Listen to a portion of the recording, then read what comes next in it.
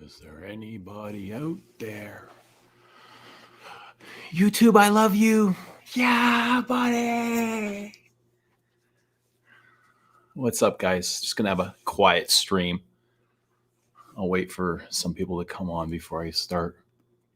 Let me know if you're here. But I don't normally stream on the weekends or Sundays. Sundays are usually very somber for me, very quiet, and I use that time just to kind of reflect on my week, my past week, what I've been going through, what I've experienced, how I could have done things differently or better. And I think about the week ahead, what's coming up for me, how can I make my week easier. But kids usually leave Sunday night, so it gets kind of lonely sometimes. You know, Fridays are exciting. We get together and we usually have a routine. We go grocery shopping and we pick up a bunch of, food for the weekend and snacks, and we have a lot of fun doing it. And then the weekend goes by really quickly. And then come Sunday after they leave, I'm usually alone, and I have kind of a routine. There's several things that I do. I like to either go for a run or meditate or reflect in some way.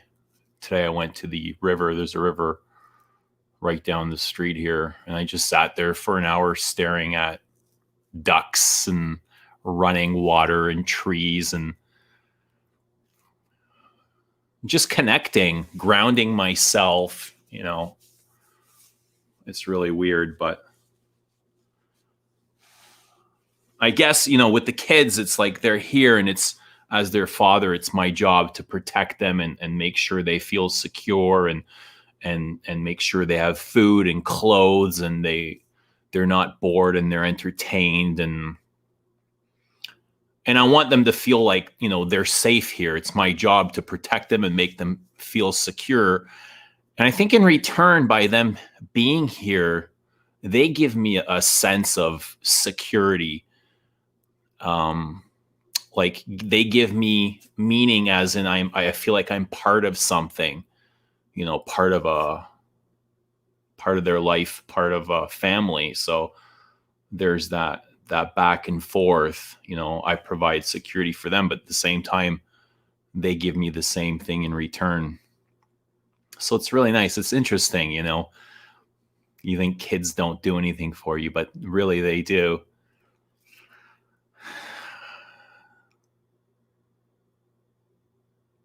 So yeah, I like to spend my Sundays just grounding myself and preparing for the next week. And come Monday morning, it already starts off really slow or really bad. I have a bad habit of sleeping in. I don't like to get out of bed. I got to force myself some days, and I get in really late. Yeah, so Sunday nights, I usually do feel a little bit lonely, but I don't I like being alone.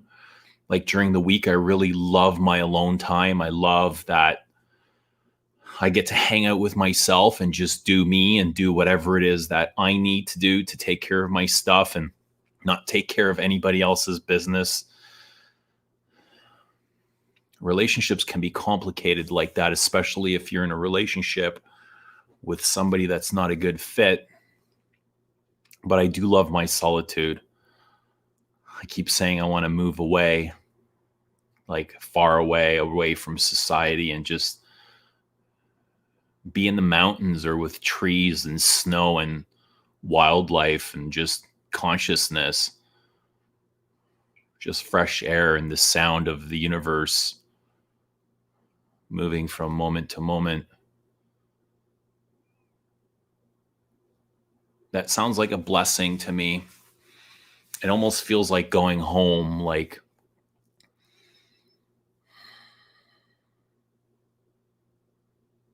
by going home, I mean, you ever go somewhere to a party and you're like, all right, this is nice, but I can't wait to go home. Like, I just want to go home in my house and and put on my comfy clothes and relax and, be in my place. And even though I'm here in my house, this is my home, I still don't feel like, this is home. Like, I want to go home. Like, I love life, don't get me wrong, but I'm looking forward to going home, like home. I don't think like being indoors is a natural place for humans. We're grounded outdoors in nature, being connected with, grass and wildlife and trees and rivers and animals. That feels like home to me. Home, like just being with consciousness.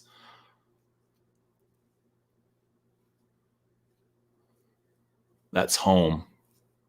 Being with nature, being with one with nature, being connected to the entire universe,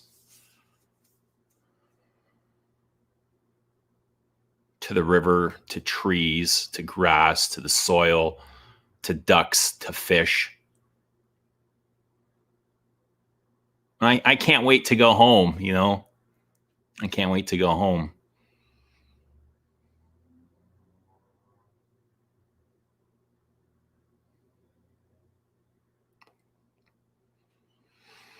But there's still lots to do here.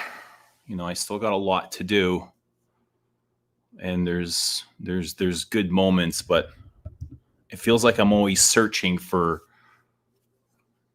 the next interesting moment. Does anyone else feel like that?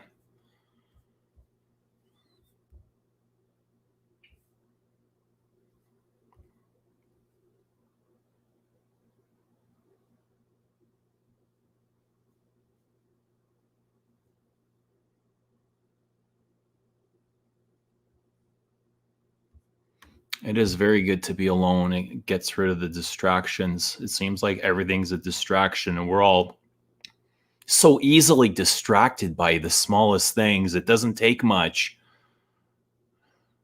And it seems like every time we're distracted, somebody's trying to sell us something. That's usually what it's all about. They've really nailed down like precisely the psychology behind distracting you and getting you to part with your money.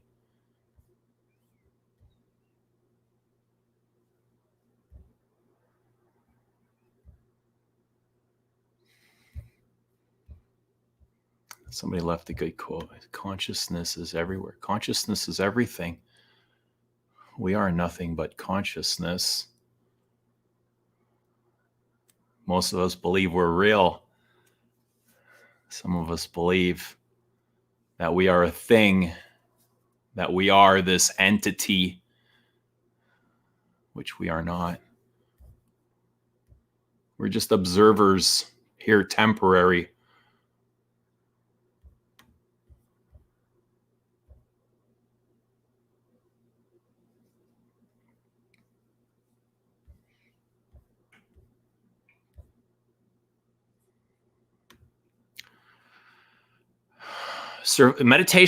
Medication. I thought you said meditation.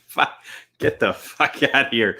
But yeah, I guess, whatever helps you, man. If you can't survive without medication, that's great. There's a time a couple of years ago, I went on like antidepressants. And I was like, it's not for me. Like, it didn't work out. We had a really bad relationship that lasted a month or two, but meditation is much better. It's a great form of medication. Overthinking can become quite addictive. Thinking is an addiction. You can become addicted to your thoughts, which a lot of people are. That's another form of distraction. I absolutely do not read newspapers. I do not watch the news. I stay away from that as far as I can. Most of my news is secondhand, which kind of blurs the lines even more from what's real and what isn't.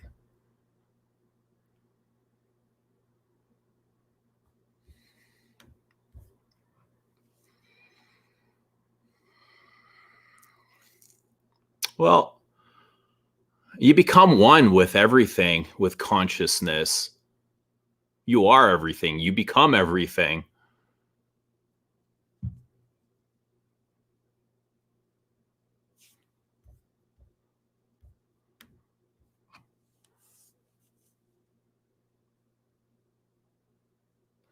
I like that, George.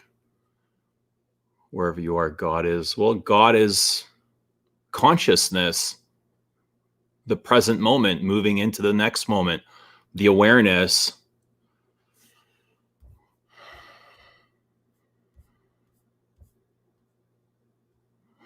What's up, Robert? No, Mitch. I think Mitch is in bed. It must be, it's almost 10 o'clock, isn't it? This is way too late for me, but I was like, why not? I haven't seen you guys in a while.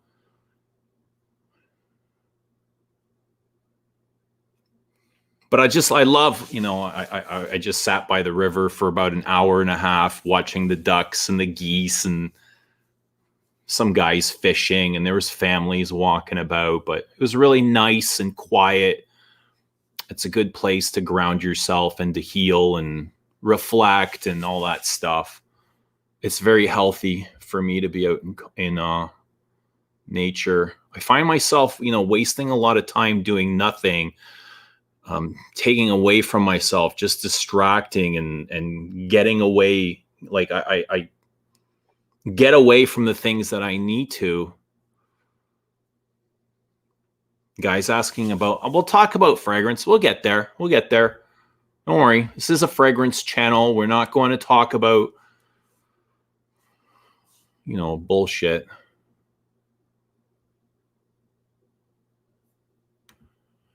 I feel the same way. I never feel lonely when I'm alone, but lately I do. And I get that. When you have yourself, when you truly have yourself and you feel and you realize you are not a self, you are not who you think you are, is a connection.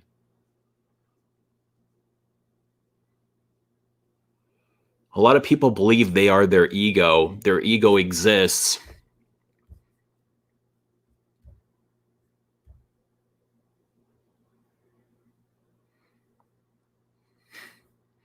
George's so full of wisdom, eh? Look at this guy. Like a philosopher. Come on, George. You want to come on and talk to me? Fragrances, as much as they were kind of, they are an addiction and a distraction, but they're not. There's just so much beauty in them and so much art and so much fascinating things to discover. For me, it's no different than being in a museum and staring at a painting or, a sculpture or reading a poem. Well, the cultured fragrances anyway. I don't care about a lot of this stuff. I was talking to Rich today and he was like, he's looking for the next great thing. And I was like, you know what, Rich, like it could take you years to find the next great thing. And in my, 500 bottles of perfume, like 10 or 15 of them, move me from the depths. Like they emotionally move me where they take me somewhere that I probably can't go unless I'm there.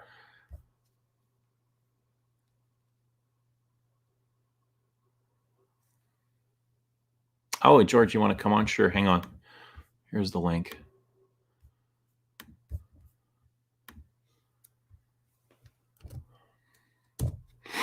Oh, yeah, Tara, you want to come on, please? Come on. You're a distinct being. You're fearfully and wonderfully made. We're all beautiful people.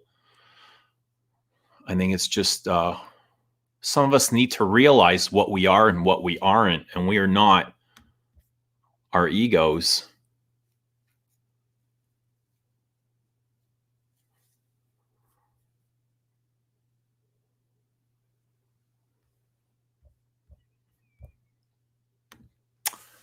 I'll give you my sense for the last couple of days. It's been a while since I've seen you guys, and I know I bitch about Francois Demachet and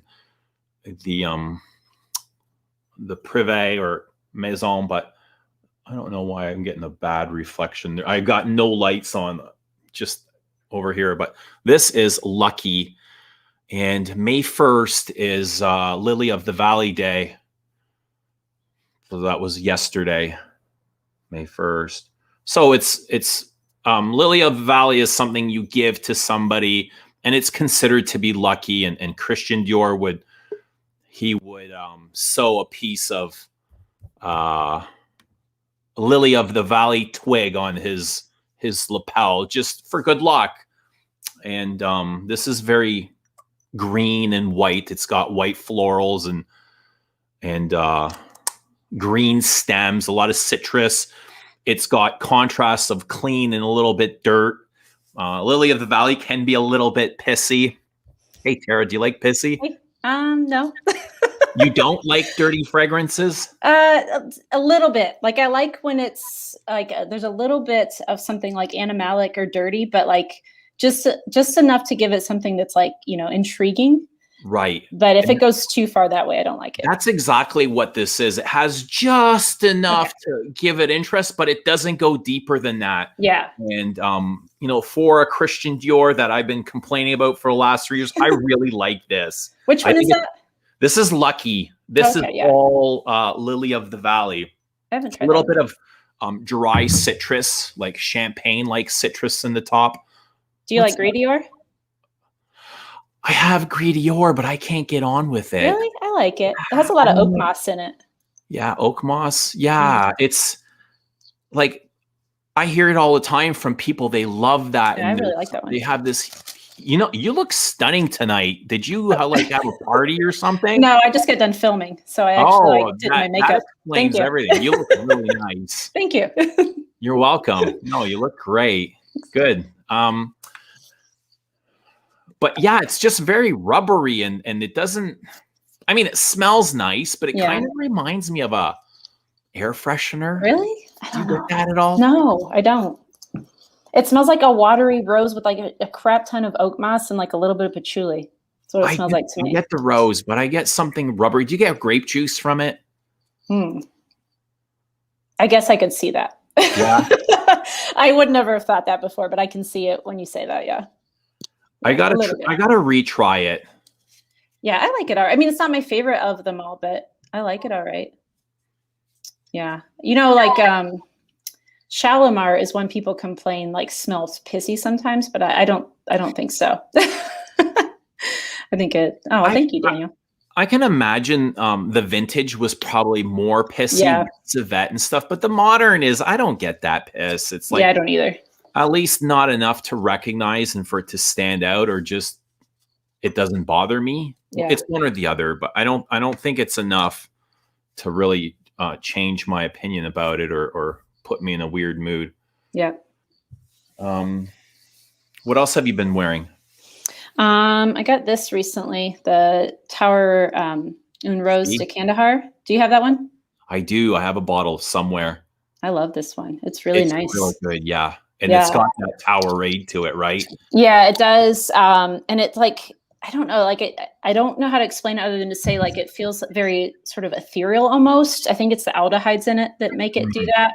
But it's, you know, it's got that like I don't know, it's got something light and airy to it, but then it just lasts all day long, which is amazing too. It's got a really nice apricot. Yes. Apricot and cinnamon accord. Doesn't it have like, to me, I think it smells like it has a touch of like a green tobacco in it too. Yeah, I think so. Yeah. You know what? I bought it when it was first released. Yeah, that's a long time ago. Since. Really? Like, I worn it a couple of, and that was 5 years ago, maybe? It was at least 5 years ago, I think, that it came out. It was really exclusive because the oil is, it's very rare. And I think it's because it's from Kandahar and only grows during certain parts of the year. Yeah, that's great. I love that. It's a really good one. It is. It is. Yesterday I wore this. Are you familiar? This is CUIR Intolerance by Guerlain. I haven't tried that one. I've only tried the Santal. And the incense one. What's that one called from that line? Encens Mythique. Yeah, I've tried those two, but that's it from that line. So this is a really butch, bold leather perfume. I like what it's trying to do, but it's too aggressive for me. It's too loud. It's obnoxious. Like, Yeah. I like my subtle perfumes that I do too. a whisper to them. I don't need to be noticed, and I don't need to be that fire engine that comes screaming into the room and everybody's going to notice. Like, that's I'm not the same way. Yeah, no, I'm absolutely the same way. I say that a lot, and I think most people who watch my channel know that about me at this point. They're like, I'm not into those quote unquote beast mode kinds of fragrances for the most part. Like, I have a few, and like they have their place, their occasions that I could wear them. Yeah. But for the most part, I tend to like more subtle things, which is why I do like a lot of the Guerlains. They tend to be a little bit more subtle. And actually, I know people like shit on this house all the time, but I do like some Jo Malone's too, just for like some really like simple, pretty, soft things every once in a while. Yeah. Yeah. Tara, do you know Christo? I don't know. He comes on my channel a lot. We've been hanging out for 5 years, and Christo moved away. He used to live close, and he moved away. He moved 3 provinces over, 3 hours away by plane. And I haven't seen him in a while, and people are asking me, like, what happened to you and Christo? And I'm like, well, I haven't spoken to him, but that doesn't mean anything happened. Like, right, yeah. I don't know. I can't really tell you anything, because if I tell you a story, it's just the narrative that I've created in my head. I've never had this conversation with Christo that we stopped speaking. So what happened? Nothing happened to Christo. Christo moved, and Christo's always welcome here. I've got nothing but love for Christo, and that's I don't know what else to tell you. People want to hear this story of what happened. They want this. I don't know if they're looking for drama or what, but yeah, nothing happened. Absolutely nothing. I don't know if you're like me, but like sometimes when people move or like they're just not in your everyday life, I'm not good at keeping in touch with people when they kind of move away. That's how I am. Are you like that? Well, Tara, I'm that guy that I don't speak to a single person from my high school or college I don't either. or grade school, or I don't keep, I've always in life, I've had one best friend, and I never had like, I guess in college I did, the bro fraternity bros. You have that 5 or 6 guys that you hang out, and you're kind of like the wolf pack when you go to the clubs. And, I had that, but other than that, I just really had one really good friend, and that was it. And, once that relationship's over, you just kind of go on through life, and, you meet other people. Yeah, that's kind of how I am too. Hi, Lily. Nice to see you. Yeah, I don't know. I've just always been kind of bad about it. And I feel guilty about it sometimes, but like at the same time, when I like meet up with people that I haven't talked to in a long time, like if I do happen to run into them or whatever, like we just pick up where we left off. So I think maybe the people I'm friends with just kind of are also like that, or they understand that and they don't care. Yeah. It's the evolution of life. They have their own stuff, and they don't, and you have your stuff, and they don't give a shit about your stuff, Yeah, everybody wants to be heard. Nobody wants to listen. Yeah, that's right. It's much more effort to listen, and by listening, you don't even need to say anything back. People just want to be heard. Yep, that's absolutely true. I've tried to get a lot better about that as I've gotten older, just like shutting up every once in a while and listening. Yeah, and I like to be alone, to be honest. Like, I love my alone time. Like, I know people that love jumping in and out of relationships, and they always have to be with somebody or with friends. And, I've always kind of been with somebody too. And this is the first time I've ever really been alone. And I'm really enjoying it. Like, just discovering everything by myself. Like, I took myself out for ice cream, right? Like, nice. I don't need a date. I did that the other day. Yeah, I can just take myself out for ice cream and enjoy myself and my own thoughts and give myself what I need. But Lily doesn't like talking about herself. She says. A lot of people don't, and that's okay. That's okay. Yeah. But there's probably a reason for that. And if you look into it, you'll discover what it is. Yeah, ears, but hears not. Yeah. Got a lot of interesting people in the chat here that really know their stuff. So today I wore, and I'm not sure if you're familiar with this. This doesn't get any mention on anywhere. This is Rouge Hermes. Oh, I haven't tried that one. And I think this is a 2000 release, if I'm not mistaken. And it's by a perfumer that I'm not familiar with. I think it's by a woman named Keiko. And she might be Korean.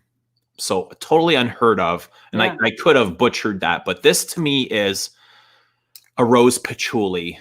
And this is aggressive, but this is a good aggressive. Like this this is smooth. And there's parts of it that remind me of Portrait of a Lady. Oh. It smells a little bit more dated. And if you were to take, let's say, the sweet, fruity elements outside of Portrait of a Lady and replace them with a lot of spices and that lipstick accord. That's what this is. Nice. That sounds Rose, ylang, iris, maybe some jasmine. But I don't think this bows down. This wouldn't bow down to Portrait of a Lady at all. Nice. This is on par with Portrait. So if you guys are looking for something interesting and really good, I highly suggest. I love this. Like love. I'll have to check it out. I wonder if they have it at the like boutiques. Do you think they'd have it at the Hermes boutiques? Oh, absolutely. Yes. Yeah, that's what I figured. Yeah, I'm gonna. I usually go to Chicago a lot because I live not that far from Chicago, and I used to live in Chicago. But I'm going in a few weeks, so I'm planning to hit some of the boutiques and whatnot and check out some stuff. Yeah. Oh, are you gonna see George? Oh, I don't know. What is it, George? That's right. George does live in Chicago. There's a lot of people who are up in Chicago. George is really fun. I'd love to hang out with George if you. Yeah, he seems like a great guy. He seems like a good time and very, very friendly. Absolutely is. Yeah. What else? What else do you have? I'm trying to think.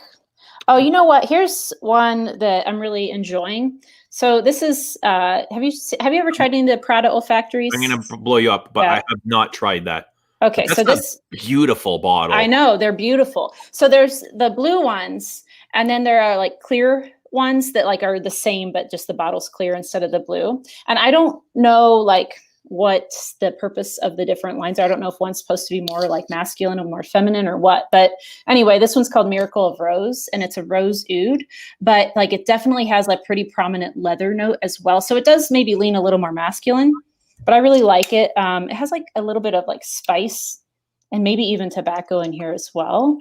Okay, but it's like really smooth. It's Danielle Andrier.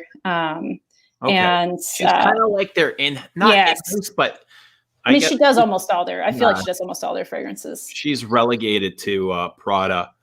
Yeah.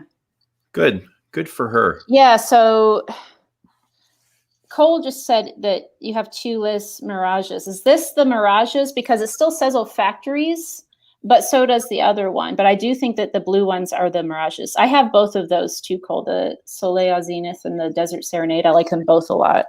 And this one. So those are the three that I have in the blue bottles. But yeah, this is like a really smooth rose oud, not too overpowering, but I like that has that leather note in there. Now, where can you get those? Are those boutique exclusives? I was able to pick this up from Fragrance Buy, actually. But yes, yeah, I know. It was a good deal.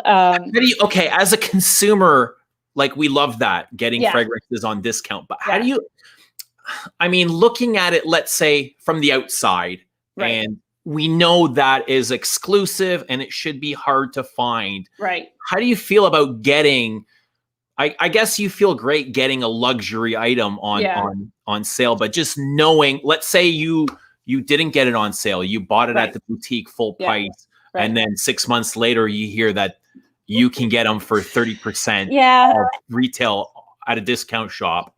Yeah, I know. Sometimes I think about that because like, I don't know, I guess I would be and maybe a little bit irritated, but at the same time, like also when you go to the boutiques, it's like you're partially paying for the experience, I feel like, right? So like when you go, you get the service, you get maybe like the little extras that they put in, the nice packaging, all that stuff. And so I think that like maybe part of me would be a little irritated that I could have paid slightly less, but at the same time, I feel like paying you know, the full retail at the boutiques also has some benefits that you can't get, you know, there. Yeah, So absolutely. you know, it's like I enjoy both. Like it just depends. Like Right. in where I am, I'm in Indianapolis, and we don't have much of anything. Like there's a Saks that carries a few like higher end niche lines, but for the most part, like you just there are no boutiques for like high end stuff. They actually even closed. We used to have Louis Vuitton, and they closed that. So Wow. yeah, so like there's not really anything here. So unless I'm going to Chicago or if I'm going to go travel somewhere else, I don't really have the option of that, and so I'm kind of forced to look online for different things. But yeah, I mean, I think they both, you know, like saving money is great, but at the same time, you can get nice experiences if you go to the stores too. Yeah. You know, I love getting that stuff discounted too, but I honestly think that it cheapens the look of the brand. Yes. Yeah, I agree. If Although, you can start getting Louis Vuitton and these Christian Dior's on discount, right, it's which not you a can good never. look. It's not a good look. No. And I've noticed, you know, I want to talk about this because it's kind of on my mind. And it's not to bash any brand or anybody that's been part of it, but I noticed recently that Amouage has been sending out a lot of promotional items, and they're even on their IG stories, they're sharing YouTuber reviews of their fragrances. And nothing against these YouTubers. This isn't about them. This is about the actual brand. And my first response was, wow, this is not a good look for a brand that charges, I think is it $340 US? It's over $300 US for sure. I think it's like around 350. You're getting into luxury prices here. And that's something I kind of come to I don't even know if Parfum de Marly do that. I don't follow their channel, so no, I don't either. But now with the age of the influencer, I can imagine. So I know Rouge does it. He sends out, but he sent out a lot. He sent out a lot of those new the like Essence de Parfum, like the new purple line for women. It's like similar to the cologne line for men, you know? Yeah. Yeah, he sent out. Hey, Eve. Yeah. So I agree. I noticed that with Amouage too, and I was very surprised. I was shocked. And because they've never done anything like that before. But at the same time, I know that like when I went to Sun Explorer, they were talking about how they're trying to go to a new direction, and you know they're like kind of changing the style of their perfumery and bringing some new perfumers, whatnot. So I'm wondering if like whoever is in charge of marketing, like there's a new person and they've decided to go that route of like influencers and things like that. Right. But it's like the same thing like with Fragrance Du Bois, I feel like pushes out a tons of free stuff too. And to me, like I look at that and I'm like, I'm never going to pay your prices for your stuff. Like first of all, I honestly am not that impressed with most of them, to be fair. But like on top of that, I don't think any sane person would pay full retail for an Amouage when they're littered all over discount shops. Right. Yeah, that too, for sure. All over the world. Yeah, I know. There are certain brands that like, even when they have a new release and I smell it and I really like it, I'm like, I'm just going to wait because I know that I can get it for less if I wait, like a lot less. Crazy. I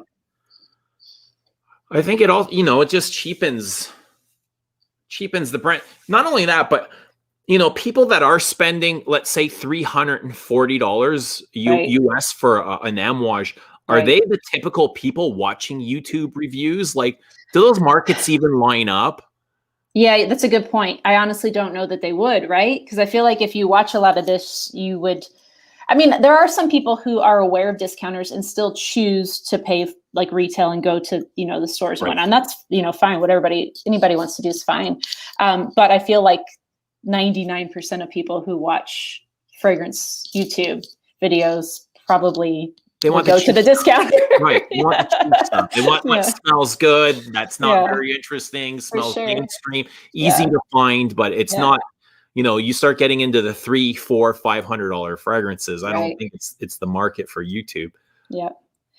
Yeah. Somebody said the Amouage DNA has gone out the window with the new ones. I agree. I haven't smelled, but to be putting out 2 interlude band flankers in such a short time really raised some eyebrows. Yeah. I smelled the I guess there's maybe even a newer one, but I smelled the 4 that came out like Meander and Ashore, Crimson Rocks, and I can't remember the other one. But I liked Crimson Rock and Meander okay, but I didn't care for the other two. I don't remember their names though. Do you remember the perfumer behind them? One was let's see, who did, I think Mackenzie Riley did a couple of them. Okay. Right. But I don't remember which two she did. And I'm not familiar with her work either. I don't think I've ever smelt her stuff. I've smelled a few things. She also did one for Sense of Wood that I have. She did, I think, the sandalwood that they have that I've smelled, and I like that. Like, I mean, what I've tried of hers, I liked. But yeah, I mean, it's definitely not like when I smelled it, I was like, this is Amouage. Like, doesn't smell like Amouage at all. Yeah. Yeah, Amouage and Creed. Creeds are, I think they're $640 Canadian retail. Yeah. That's ridiculous. That's insane. Oh God, that's stupid. I would never, ever. Yeah, somebody just asked, would you pay full price for a Creed? No, ever, never, ever. I never have, I never would. Yeah, I was actually thinking this fragrance is art, and I have not seen Le Labo do this at all. So I'm really surprised that Amouage has. Right, I know, I agree. Yeah, Le Labo never has. They are not using it, at least not the influencers that I'm familiar with. The YouTube Fragcom. Yeah, I've never seen. I respect that. I admire it. Yeah, I agree. I completely agree. I respect it too. Somebody asked about, Fida, I have tried Purple Rain. I own that one too. And if you have Infusion d'Iris, you probably don't need it. They're fairly similar, but they're like, I really like it. So it's up to you. Infusion d'Iris is similar to that exclusive. To Purple Rain. Yeah, to the exclusive, which I know, I was like, why would they do that? See, again, that's cheapening out the brand. Yeah, I know. Yeah, I know. Yeah, I'm not exactly sure why they do it. Guerlain does that a lot too. They have this range called Le Parisien. Right, and they bring back stuff and make it more expensive. They bring back discontinued classics that couldn't sell for $75. Right. But now they mark them up to $350. Right. Yeah, they did that with Le Nichal, the Shalimar Parfum Le Nichal. That's right. Yeah, Parfum Le Nichal. Yeah. Yeah. Mm-hmm. Let's see. What did somebody say? What source would I recommend to get Creeds? This is going to be hilarious, but I've gotten a few Creeds from Costco online, of all places. Good for you. Yeah, Costco sells them. And also I found some Creeds at TJ Maxx before. And, like a lot of the discounters have them, but like the regular online discounters. But I actually like TJ Maxx, Marshalls, and Costco fairly often have Creed, which is crazy. All right, so this might be a question appropriate for you. How much do you think psychology plays into marking the prices up on these? Oh, a lot. Like $640. So that's like the strategy of, like, if you think about like Chanel, they do a price increase every single year, and it might not be all of their items, but it's a pretty significant chunk. And every single year, actually, I think it might be twice a year, isn't it? That they do their price increases. I can't remember, but at least once a year they raise their prices. And the idea is because like they want to keep it with inflation so that it is unattainable for most people. And so it gives that air of exclusivity because, I mean, in fact, it truly is because it's too expensive for a lot of people to be able to afford. And I think that's the idea behind Creed doing that. They come, like they have this history that they tell, their story or whatever, and they make their prices really, really high, and they throw these nice displays. And I will say, like, the sales reps that I've encountered at the Creed counters, they've all been very nice and friendly and helpful. But, I think they want that air of exclusivity. And so they price themselves at that level to make it so like people think, oh, well, like just the regular people walking through the department store that maybe have some money to spend. They're like, oh, well, this is like the best of the best. When in fact, it's not. No, they have some, like Creed has some nice fragrances, sure, but in general, I don't. They're nice for the general public. Yeah. I don't think they're that interesting for, hardcore enthusiasts that are looking for something out of the depths. Yeah, I've had I think I've owned full bottles of maybe 5 Creed fragrances, and I currently own 0. I don't blame you. I don't blame you. No, but it's not that they're they are nice. Like there's some nice ones, and I think there are a few that are quite good. But yeah, I think that's the thing is like they're pulling in a certain crowd with that pricing, and then of course when they do get marked down, a lot of other people, like even me at one point, will just like eat it up. You're like, oh, look at this great deal I can get on Creed. But then you're like, well, Sure. yeah, I got it for $150 instead of whatever. But at the same time, like I have other $150 perfumes that I think are a lot better. So, all right, you can get a lot of the Creeds discounted, and they're not hard to find. So, you know, even if their prices are higher, people can still get access to them. But let's say with Chanel, you're not going to find Chanel exclusive. No, ever. No, never. Costco or on a website. So, I would die if I found one. Yeah, absolutely. You'd be like, what the hell happened here? Exactly. Who screwed up? Yeah. Somebody's getting fired. Exactly. But if the idea is to make it unattainable for most people, then how are people still getting, like, how are people buying them? Are they putting themselves in debt to own Chanel? I think some do. I think some do. I think some people are smart about it and they save up because they really want that particular item.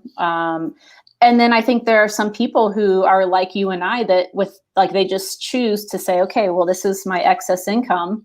And, you know, I could do a lot of different things with it, but I'm going to choose to buy some nice fragrances with it.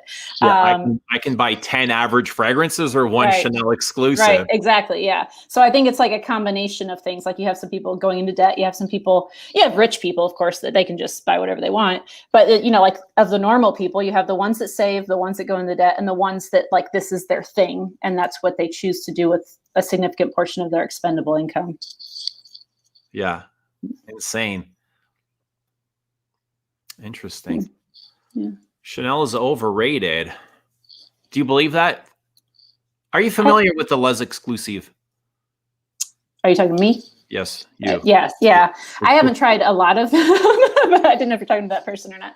I haven't tried a lot of them, but I've tried a few. I really like Sycamore. I like Coromandel. I think most people like that. For the classics. Yeah, kind of the classics. Again, it's like where I am, it's not readily available. So most of the time I end up having to get like decants, or like my friends will send me samples or things like that. But yeah, the ones that I have tried, I've really liked, but I haven't tried a lot. Is there a brand that you tend to stick to or follow more than any other? Are you attached? Do you have an attachment to any brand? That's a good question. Yeah, I would say like, thinking about my collection and what I tend to go for, definitely Guerlain is like, I have the most Guerlains of anything. Classic or modern? What do you like? I have a combination. A mixture, okay. Yeah, like I have several of the art and materials line. I really like that collection. But also, like, I have a lot of the older stuff too. So yeah, just like Guerlain in general, when they have new releases, I'm always interested, and you know, just even exploring older ones that I haven't had a chance to try yet. But like in terms of maybe more modern stuff that churns out things a little more often, I know a lot of people, and I would agree with this, think Tom Ford has gone really downhill, and I do too. But in general, up to a point, I was definitely pretty loyal to Tom Ford. Yeah.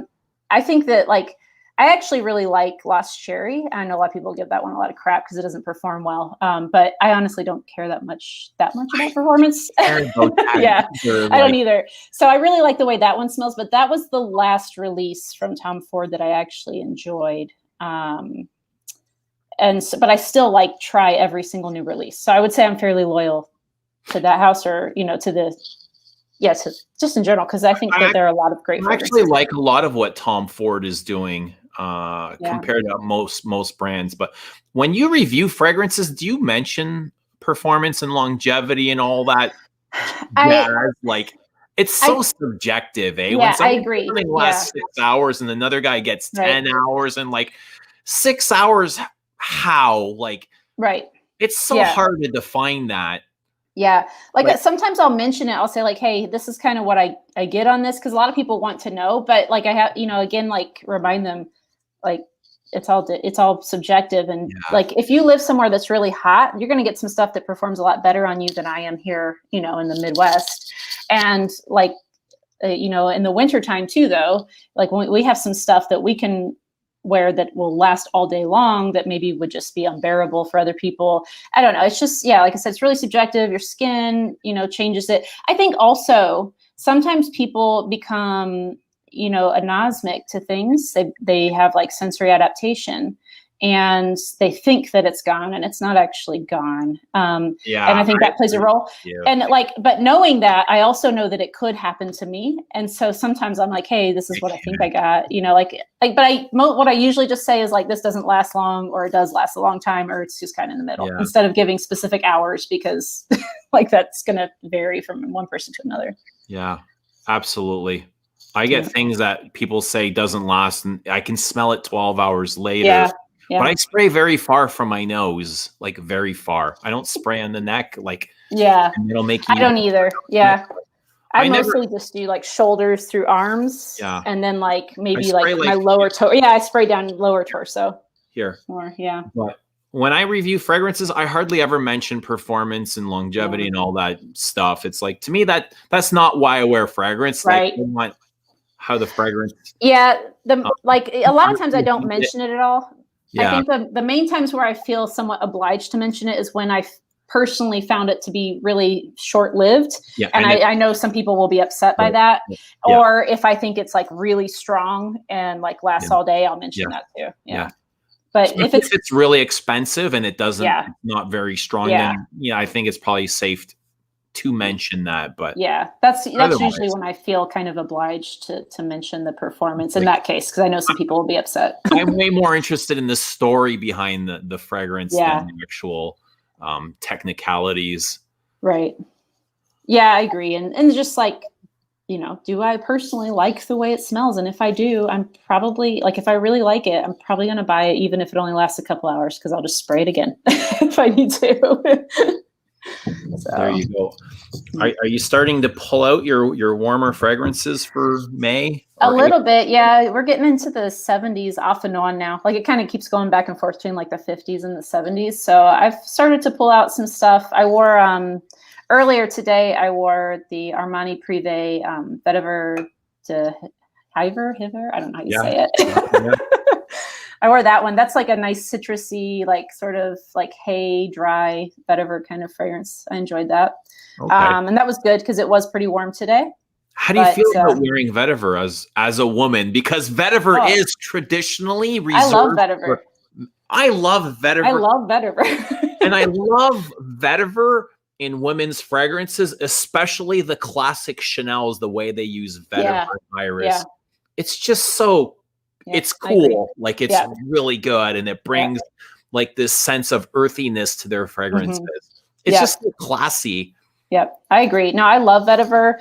And like, you're right though. I will say that there aren't many like really female marketed. There are not too many female marketed, especially like contemporary, I should say, like contemporary female fragrances that really like include or feature vetiver. I mean, sometimes they have it as a note, but it's not really prominent. So yeah, like pretty much most of the ones that I have that are more vetiver dominant are, you know, like niche / like indie. So they're unisex or they are men's. Good. But, yeah. I'm glad to hear people are breaking out of the norms. Yeah, I definitely I have several men's fragrances that are marketed towards men because they're designers, you know, but I definitely tend to prefer things that are more unisex, like just kind of in the middle. Yeah. How do you feel about Serge Lutens? I think Serge Lutens is great. I don't have very much and I need to try more. I've gone through, I had SERGE a long time ago and I went through that bottle. And I currently just have, I think all I have is, was it Bois de Vanille? Okay. I have that one right now. That's nice. It's a beautiful vanilla. I don't know that it is. I got it a while ago.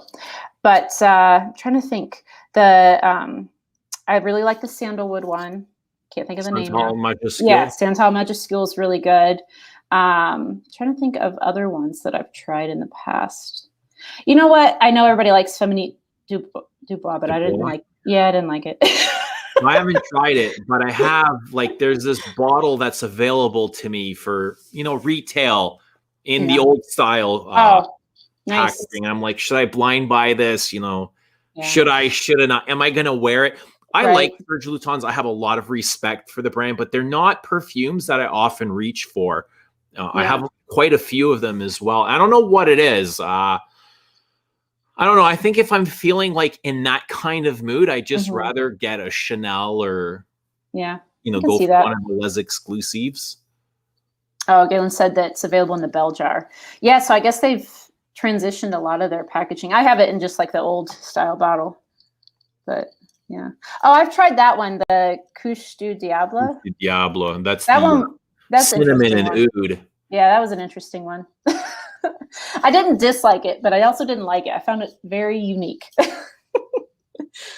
Just say that. But yeah, I've tried that one. I've tried a handful here and there, but I definitely have a lot more to try from SERGE LUTENS. Oh, there's always something new to try. That's the problem. Yeah, I know. It's like you're always trying and you're never wearing what you already own.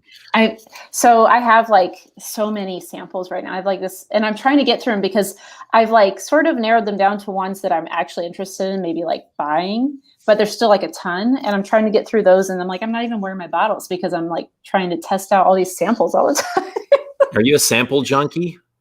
Yes and no. Like I really do love discovery sets because I like getting an idea of like kind of the house as a whole, if I can, or, you know, like a significant chunk of it, enough to be representative.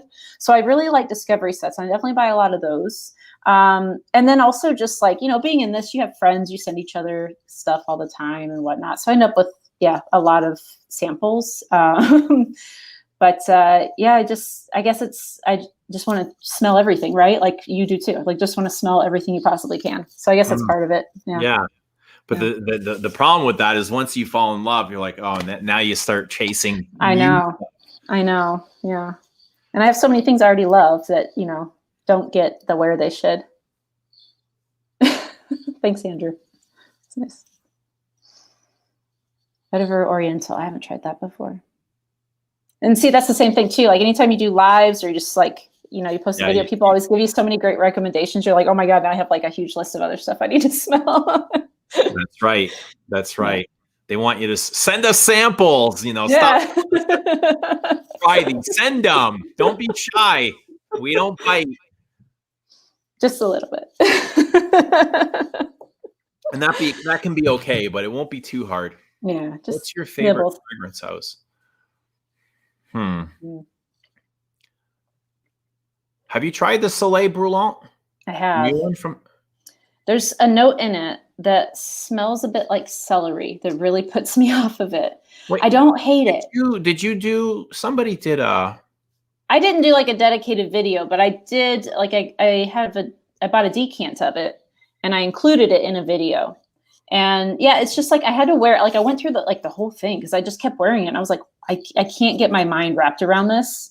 And it was like there was a lot going on. It was fairly complex, but like all of the stuff going on just didn't mesh, at least in my brain, well. Like it just didn't like it.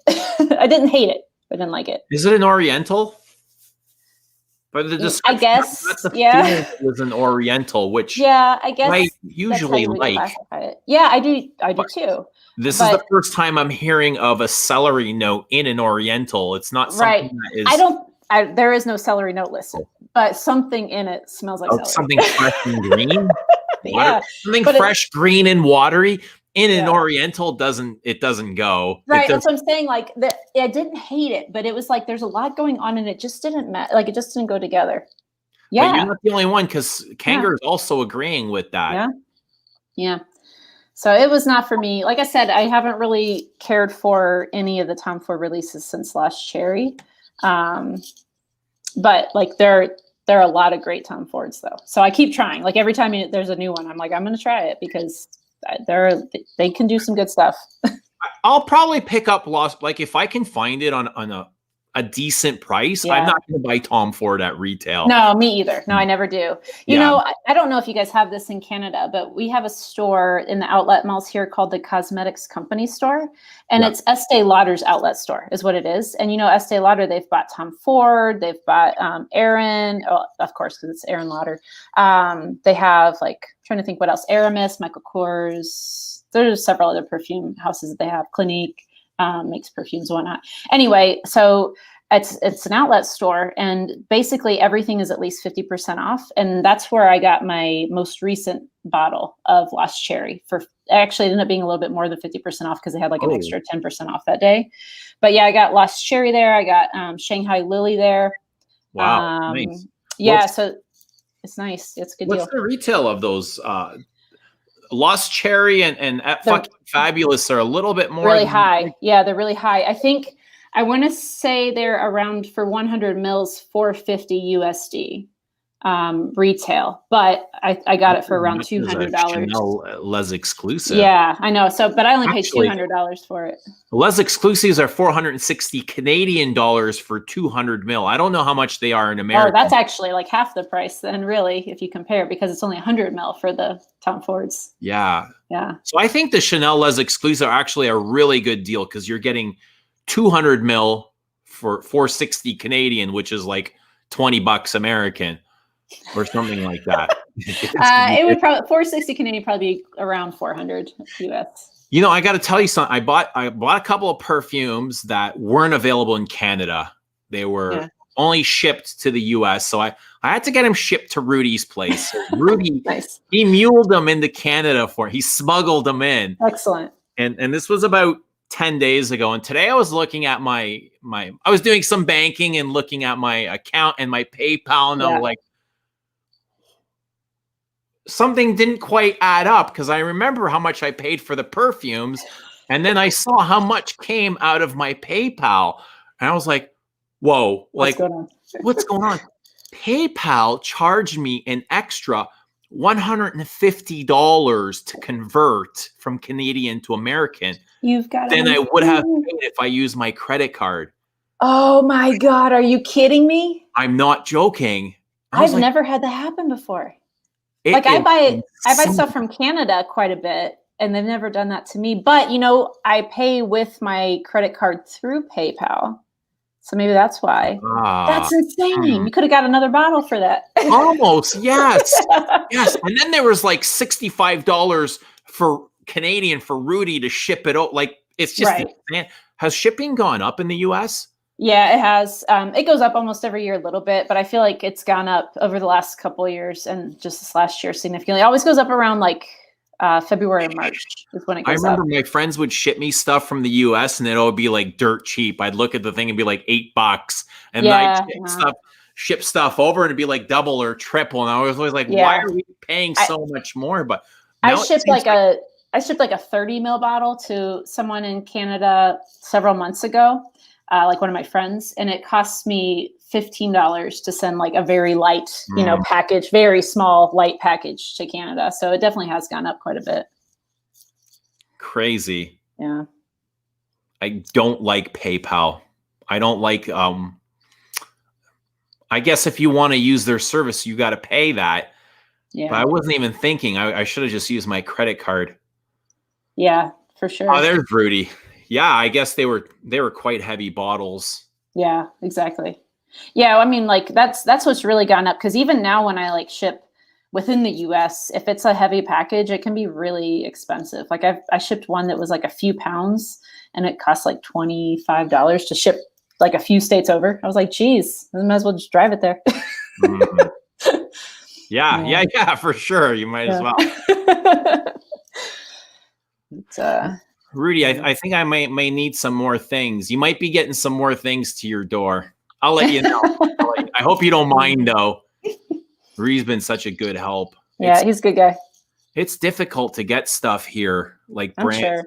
Sure. Christian Dior will not ship perfumes from their website to Canada, even though we have a counter that sells the Dior exclusives. That's the Dior stupid. Yeah, I don't get it. Why can't they just ship from the counters then? Like you could order online and they could just ship from within the country. Everything's closed. They're closed. Saks is closed right now. We're shut down. I see. Yeah, we're not shut down. So I had to get what was the last? Tobacolor. They wouldn't ship it to me, so I had to get it shipped to Rudy's, and then Rudy ship it over. And have you smelled it at all yet? Yeah, I have. Have you? Yes, that's what I was asking. I like it okay. That's about it. It's a little bit too sweet for me, honestly. Yes, the opening I found very sweet, but it got less sweet in the dry down. But the more it dries, the more I appreciate it. That was the same for me. Like in the deep dry down, I actually was like, oh, I kind of like this, but it like was probably good 5-6 hours in before I was like, oh, I really like this part, and I'm like, well, I don't want a bottle for you know, just thinking it's not Yeah. that great for the first 5 hours. Yeah. I always bitch about the Dior's when I first get them, and I don't know what it is. I honestly think they don't spend enough time macerating their perfume. I think that could be it. I think that could be it because like They when always- I first when I first tried Ombre Nuit, I was like, I don't know about this, and now I love it. So yeah, could be. and it's like the first few times I wear them, like my skin pulls out this insane amount of sweetness. Mine And the too. more Mine I don't too. know if it's me getting comfortable with them or the perfume's actually changing with air getting inside the bottles, but the sweetness always tends to die down like considerably. Yeah, that's how mine is too. It does the same thing on me. To me, initially was all peach. Like all I got with this is like this buzzing peach note, and now I hardly even notice it. But I appreciate it a lot more now. I think it's okay. It doesn't move me like some other things, but I got to realize like not everything is going to take me to the moon and back. Right. That's true. That's true. And us as especially me, I can't expect that from everything. Oh yeah, I know you have so much, you tried so much, like not every perfume is its intention to do that. You know, they just want to.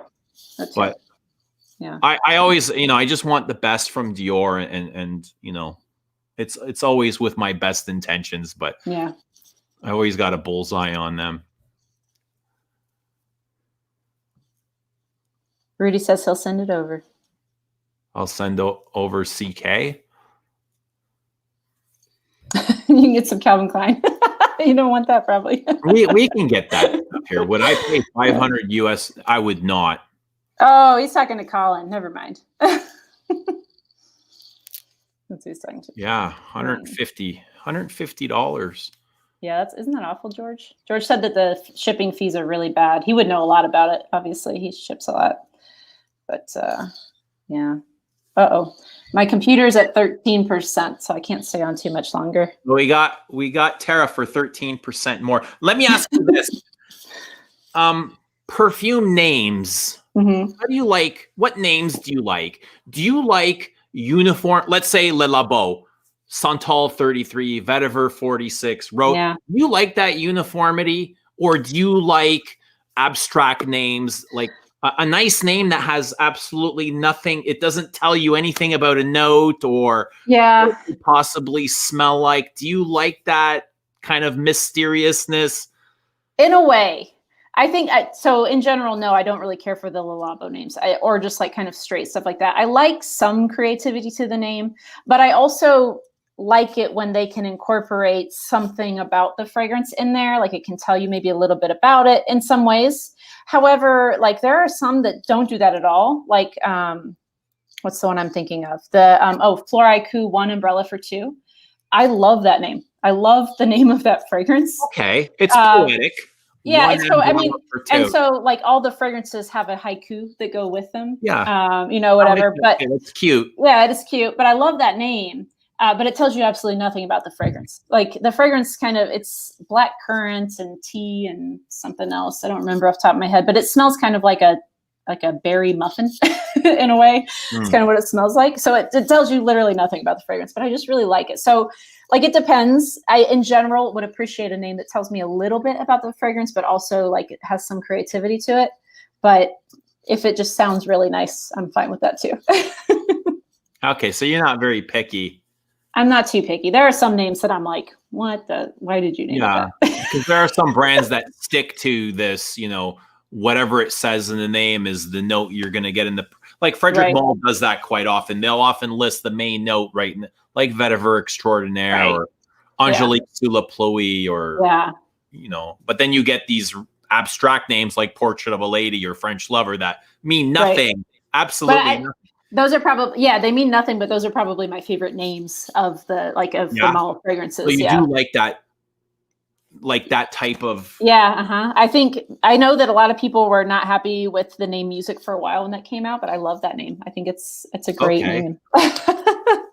But yeah, although the new one, what's that new one called? It sounds ridiculous. Synthetic Jungle. Yeah, that doesn't, I don't know.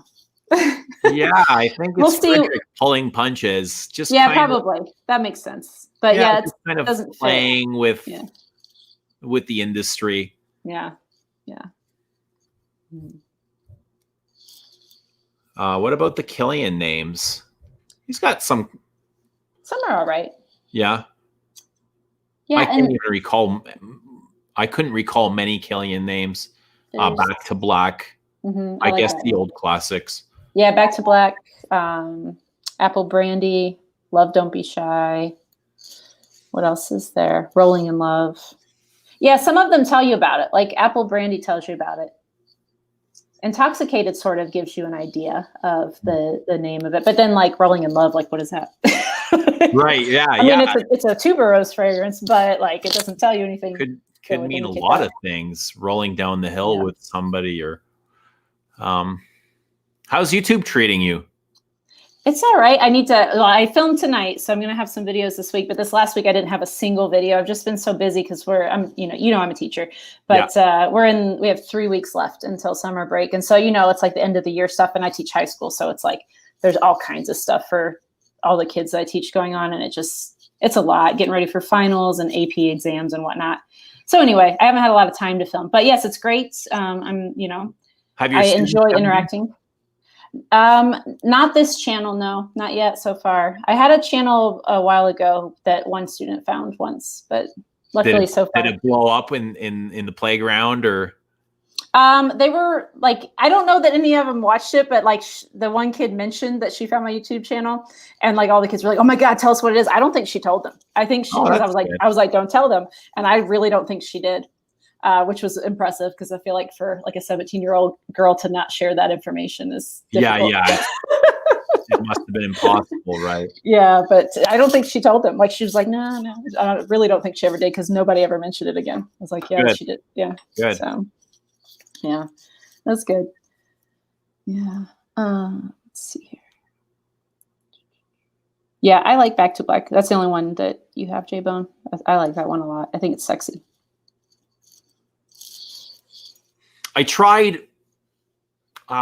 George sent me some samples the other day. Yeah. And I was really taken with his baklava.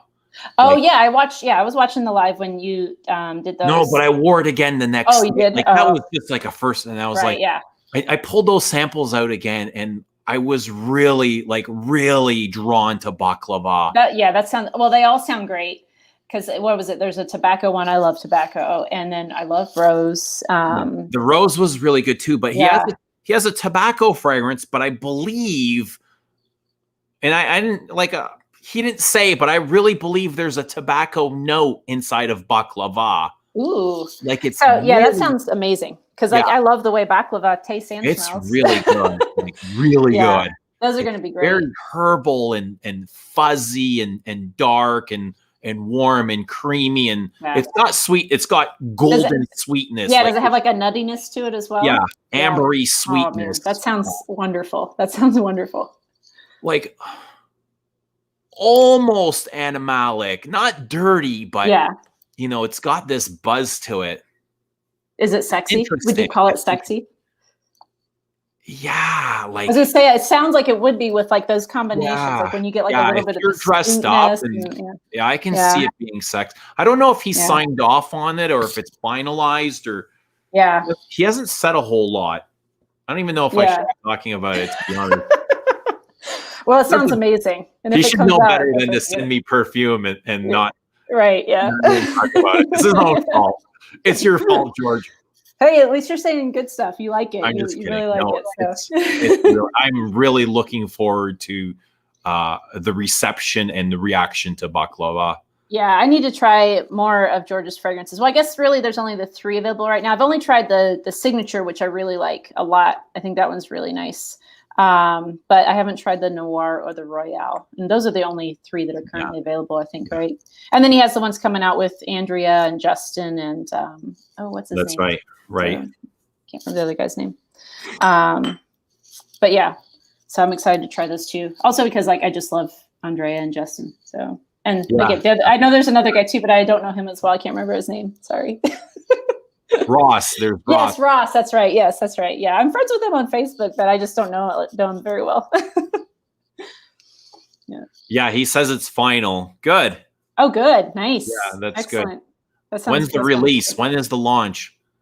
That's got to be a fall release, right? That sounds like it'd be perfect for fall, the way you described it. Yeah. Yeah, that'd be great. Yeah. Yeah, I'm excited. I'm glad that like I just really like when I see George interacting with people. I just really appreciate how open he is, how generous he is. He's like really like forthcoming. He'll, you know, talk openly about things. I just really appreciate that. I think it's great that yeah, he has a way about him. Yeah. And he's consistent. He's always the same, you know? Yeah. Yeah. Doesn't He's change. also super fashionable. I've noticed. He's what? He's very fashionable as well. Absolutely. Oh yeah. He came to my house in pajamas and I thought it was like, I didn't even notice. Like, because they're so fancy. We met. Yeah. He came in a pajama and I was like, I didn't notice he was in a pajama until I read the comments in the video like the next day. That's like so we funny. recorded a video and then I read the comments. I was like, wait, that was a fucking pajama. It's like nicer than any of the clothes in my closet.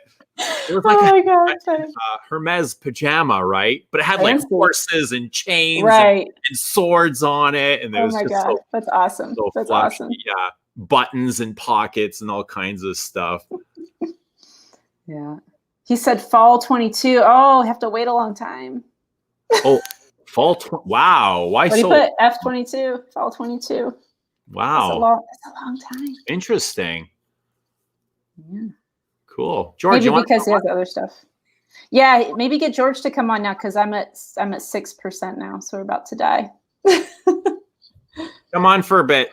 I won't be very long, George. I got to get up early.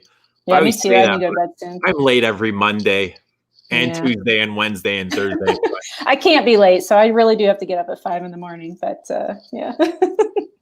All right. Well, good talking to you, Eugene. Thanks for having me on.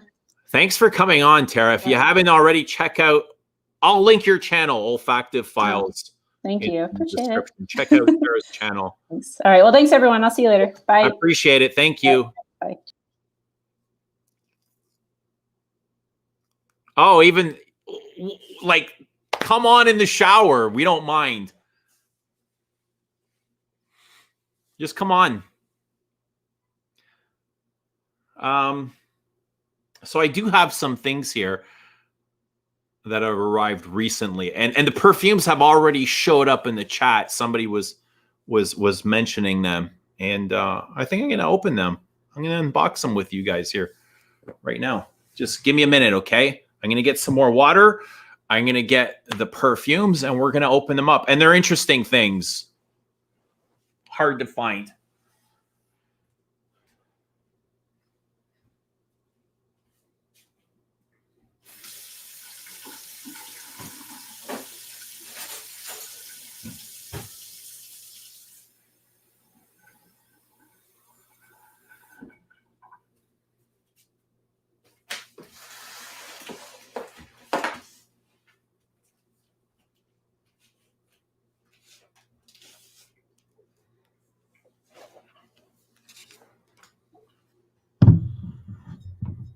Okay, so I've got. Does somebody else want to come on if George is taking a shower? So these are Serge Lutens. These are the Grat Seal bottles, which I got for a really, really good price, by the way. These are from the perfume shop in Vancouver.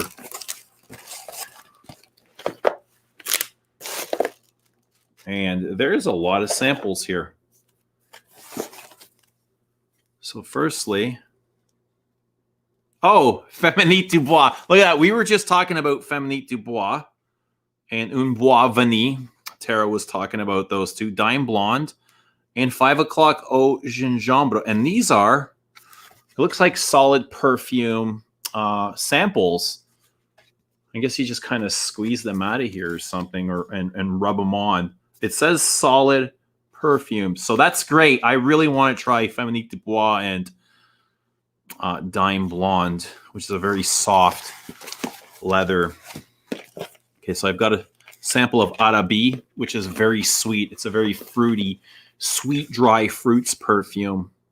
Always regret not picking that up when I had a chance in the older bottles. Fleur d'Oranger, which I like a lot. I have a bottle of that. This is Ombre Sultan, the Duck's favorite. Says it's better than Le Lion. I disagree strongly, but it's also like, damn, you can get it for like 1/5 the price. Un Bois Vanille. These are the newer samples. What size are these? These are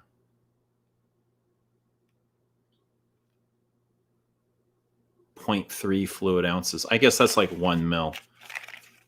Nuit de Cellophane. Oh, right. I've always wanted to try these. And Fille de Berlin, which is nice. I've tried it before, but I don't own it. And this is one from their, I think it's their low collection or water collection. Wonderwood.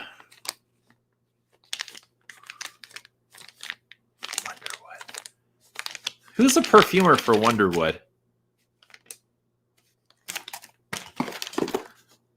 Comme des Garçons 2. Man, no, it's just 2.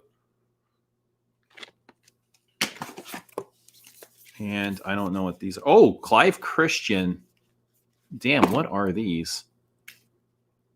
They look like business card holders or something.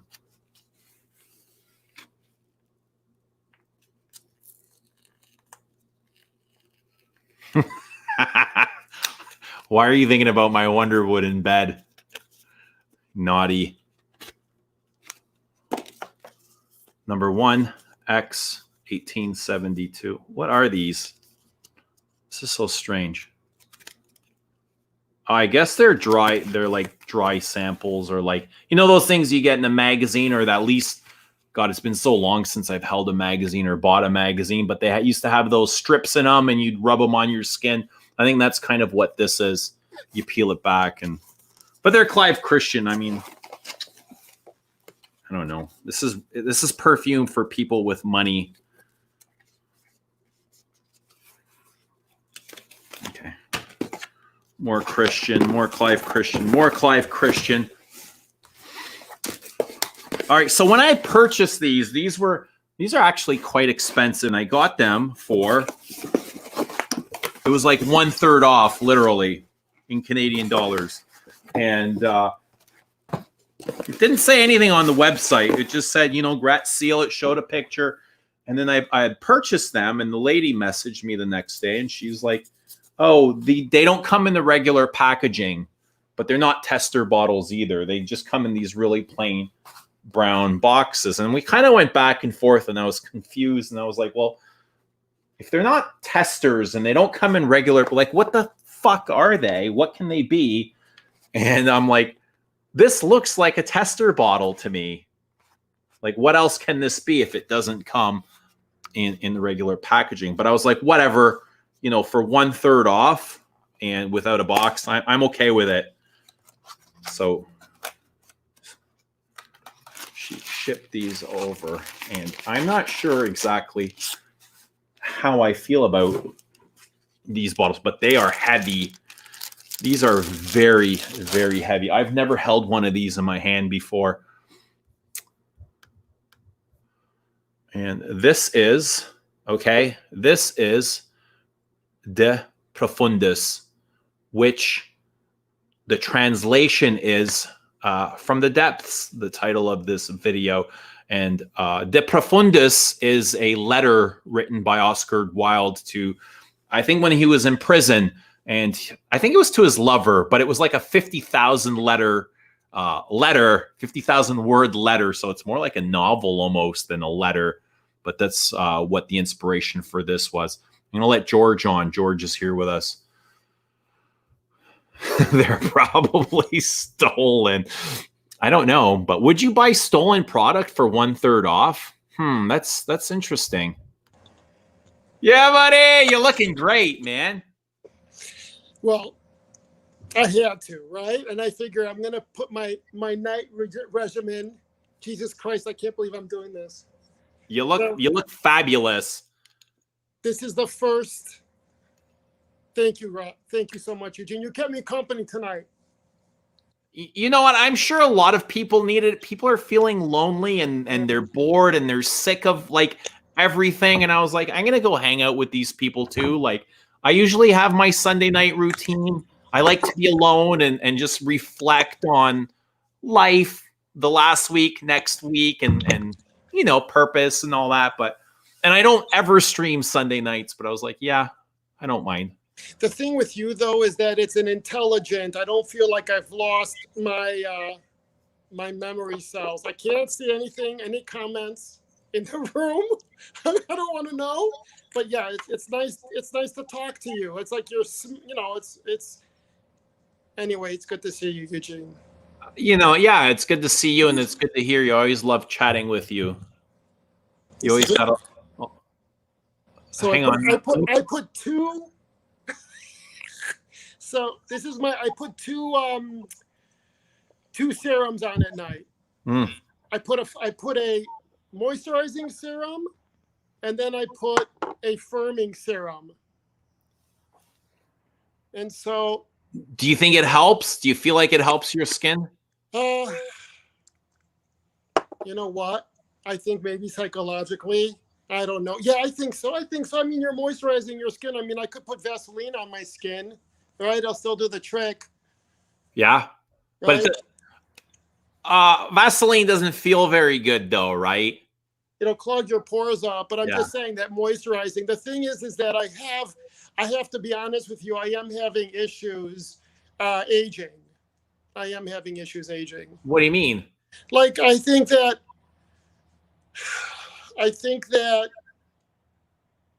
just that, like, I know that in the next how many years, you know, that I'm at the age now, we're at the age, I'm not going to include you though, where the aging genes are being unlocked, and it's telling all of this that it's time to go to the next phase of life. Mm.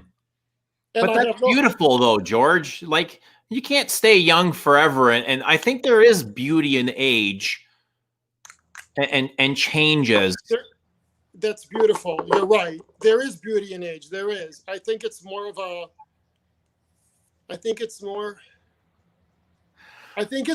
the industry being in this industry, and it's all so much is given on youth.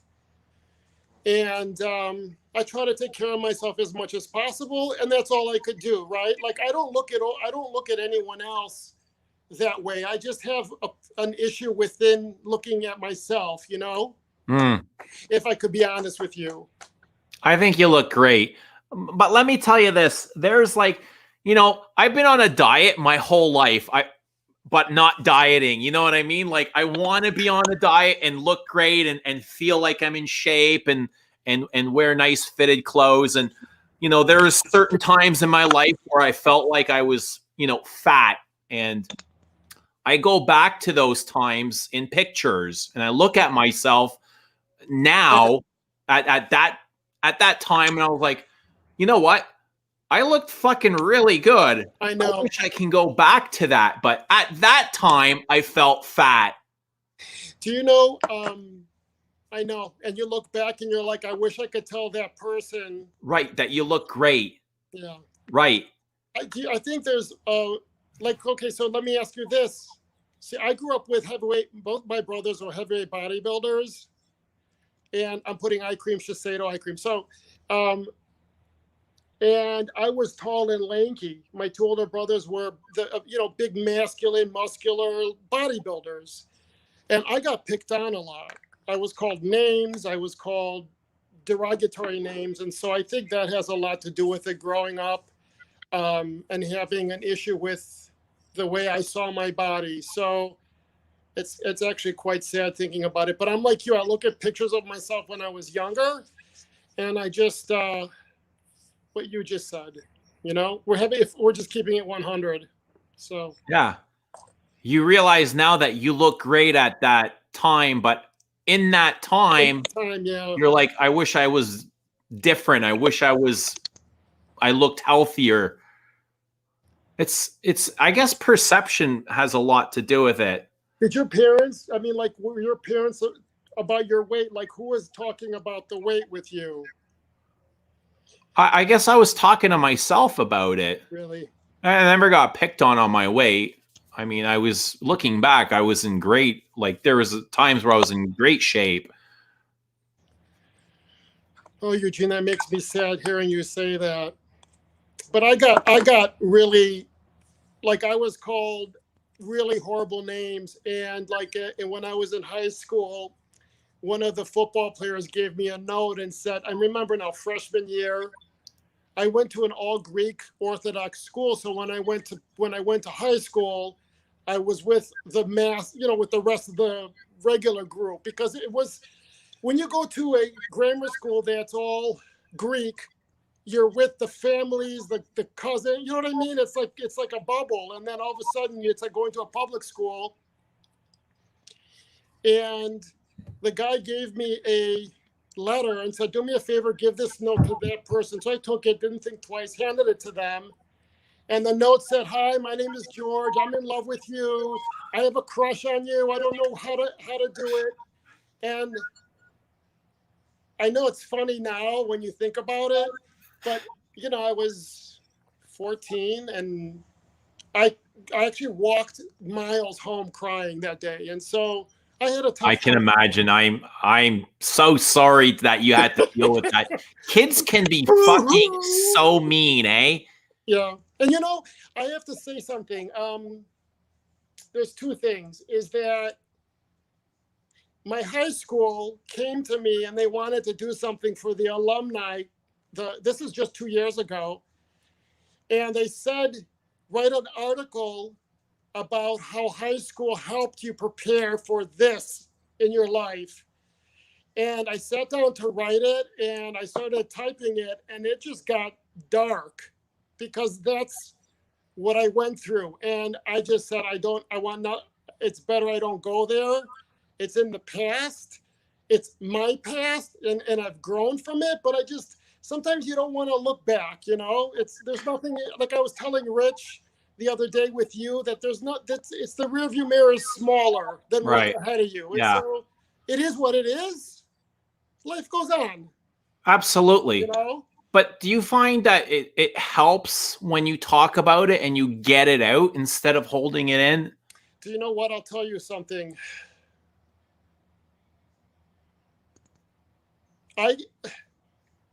People take these things that are painful and they'll take it and use it as tools to hurt.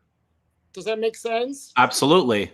And so, like, we were having a discussion in some channel about this, and all of a sudden there's a live going on a couple of weeks later, and they start talking about what was being talked about here.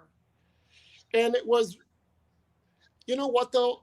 Here on my channel? No. Just in another channel, okay? And so I think the issue is it like brought me back to high school of being bullied, even though I'm an adult. Does that make sense? Yes.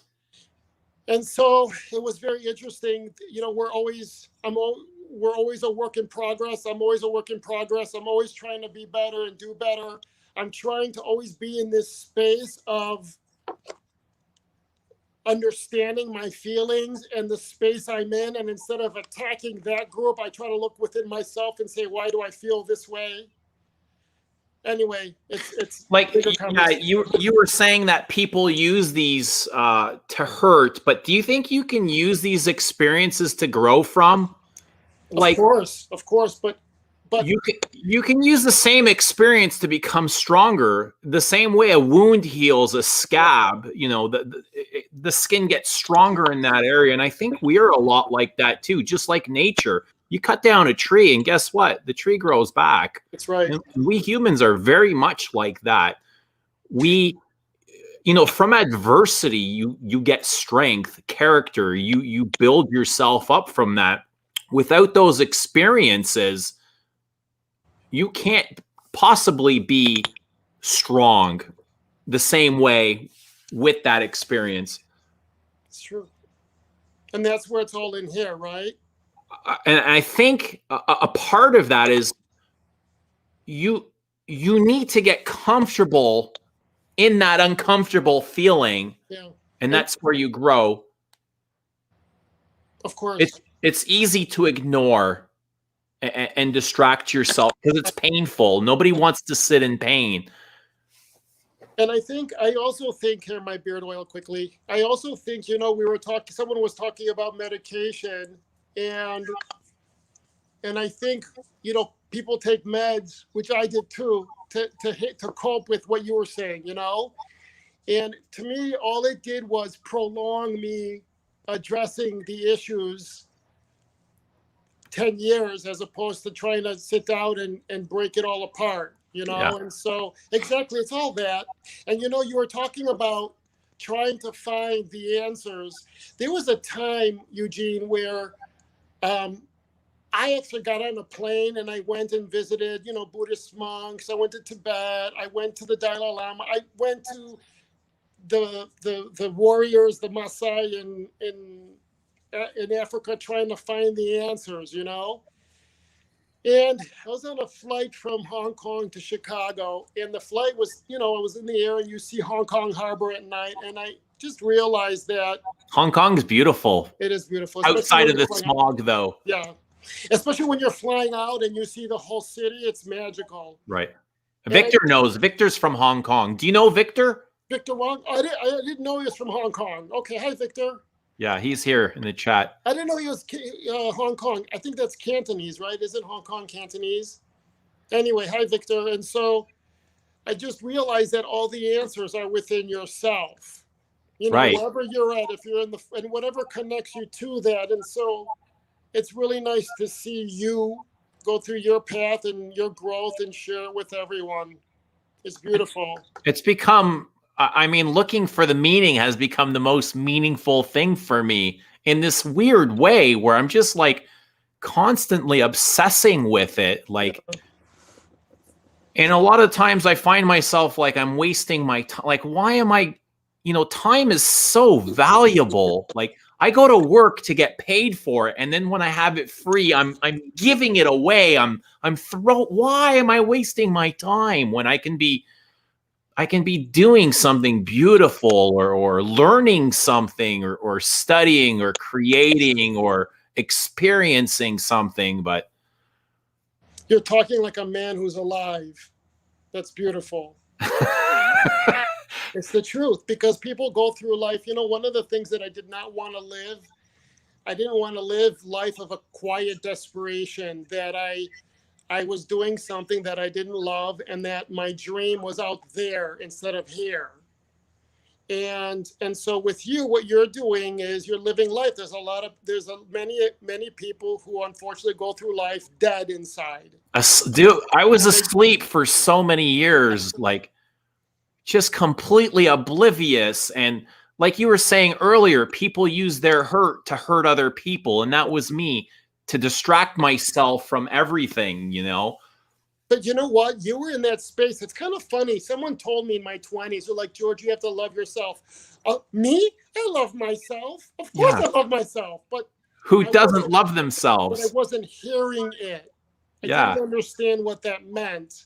And so you were in that space to crack open Humpty Dumpty. You fell off the thing, wall. Yeah. And you cracked open and you were in, oh, wow. Oh, my God. Well, I was asleep. I was, you know. Yeah. We've had those discussions. Absolutely. But they're always fascinating. They never cease to fascinate me. And I can talk about that more than perfume now, I think. It's like my other obsession. But I have to tell you now, you want to hear some crazy out of my mouth? Absolutely.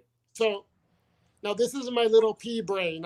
Here we go. All right. We all have those thoughts. A couple minutes. All right. So I've been trying to be like, what is the meaning for all this shit? And so it's like, okay, we're all energy. I'm going to just vomit it out. Okay. Because I think this shit. Please. Like the weirder, the better, because it will make sense to somebody. If you're thinking it, somebody else has thought it too. I'm curious to see what your thoughts are with this too, Eugene, because you think you and I think similarly. And so First of all, I come from a background with fire and brimstone. You know, if you ate meat on Wednesdays and Fridays, you're going to hell. If you had premarital sex, if you swore, Yeah. Right. and I can't believe that someone is going to die and their soul is going to go and they're going to be like in hell for eternity because they said a bad word or They ate meat on a Friday. It's a billion years. What are you here for? Oh, I swore back in 1982 and it's now 1,567 AD. You know what I mean? Like, it's very small-minded, right? And now I'm going to have the Christians coming after me. It's just me thinking this out. That's all. God bless everybody. Right. There's no right or wrong answer here, by the way. Right. And so I completely agree. So I'm thinking, okay, energy can't be destroyed or it can't be created.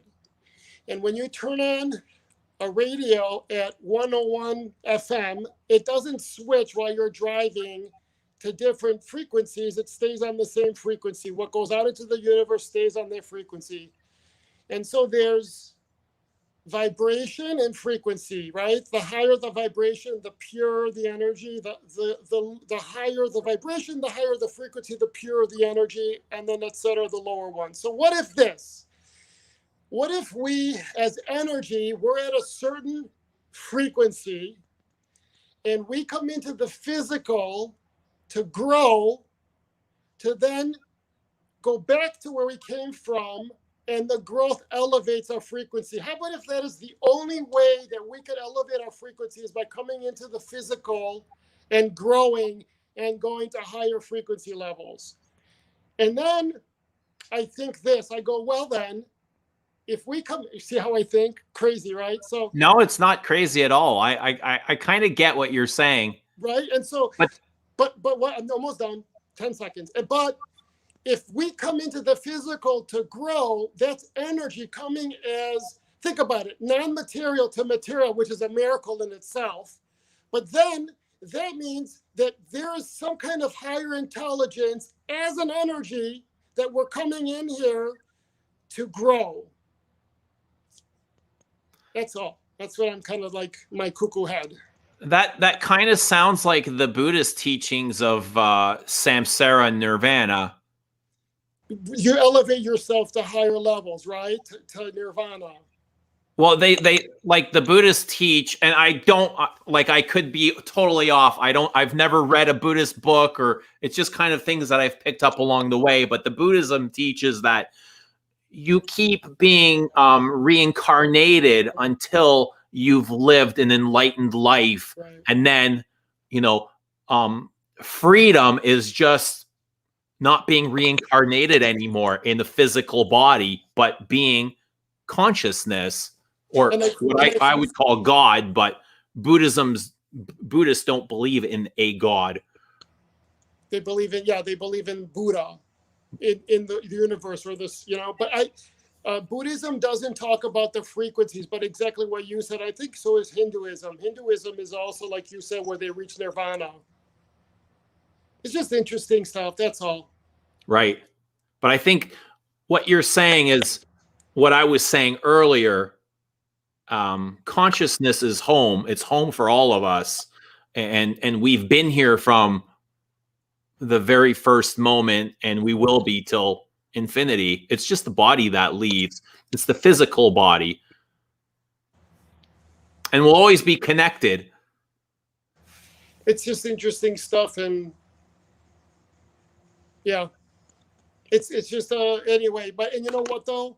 I'm happy that in this lifetime, I was able to come into this and cross paths with you and the people in your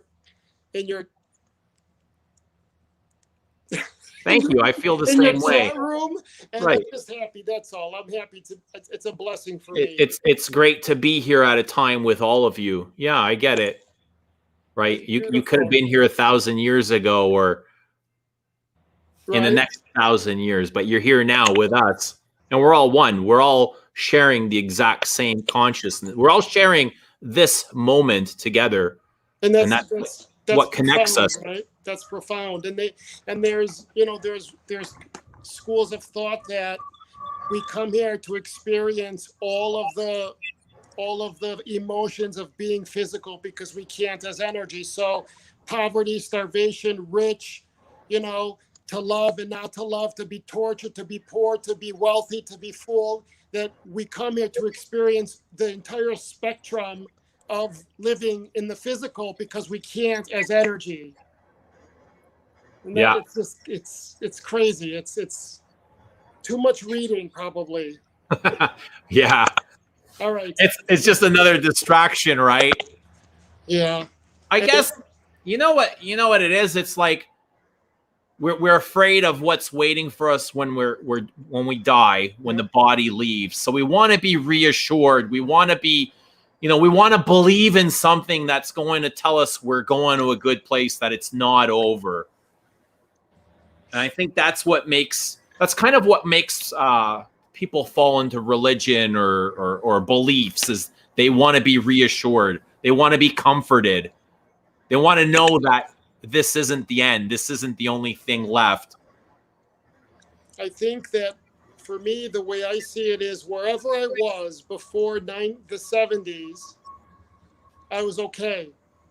And so whatever happens to me after this, I'll be okay. We all will.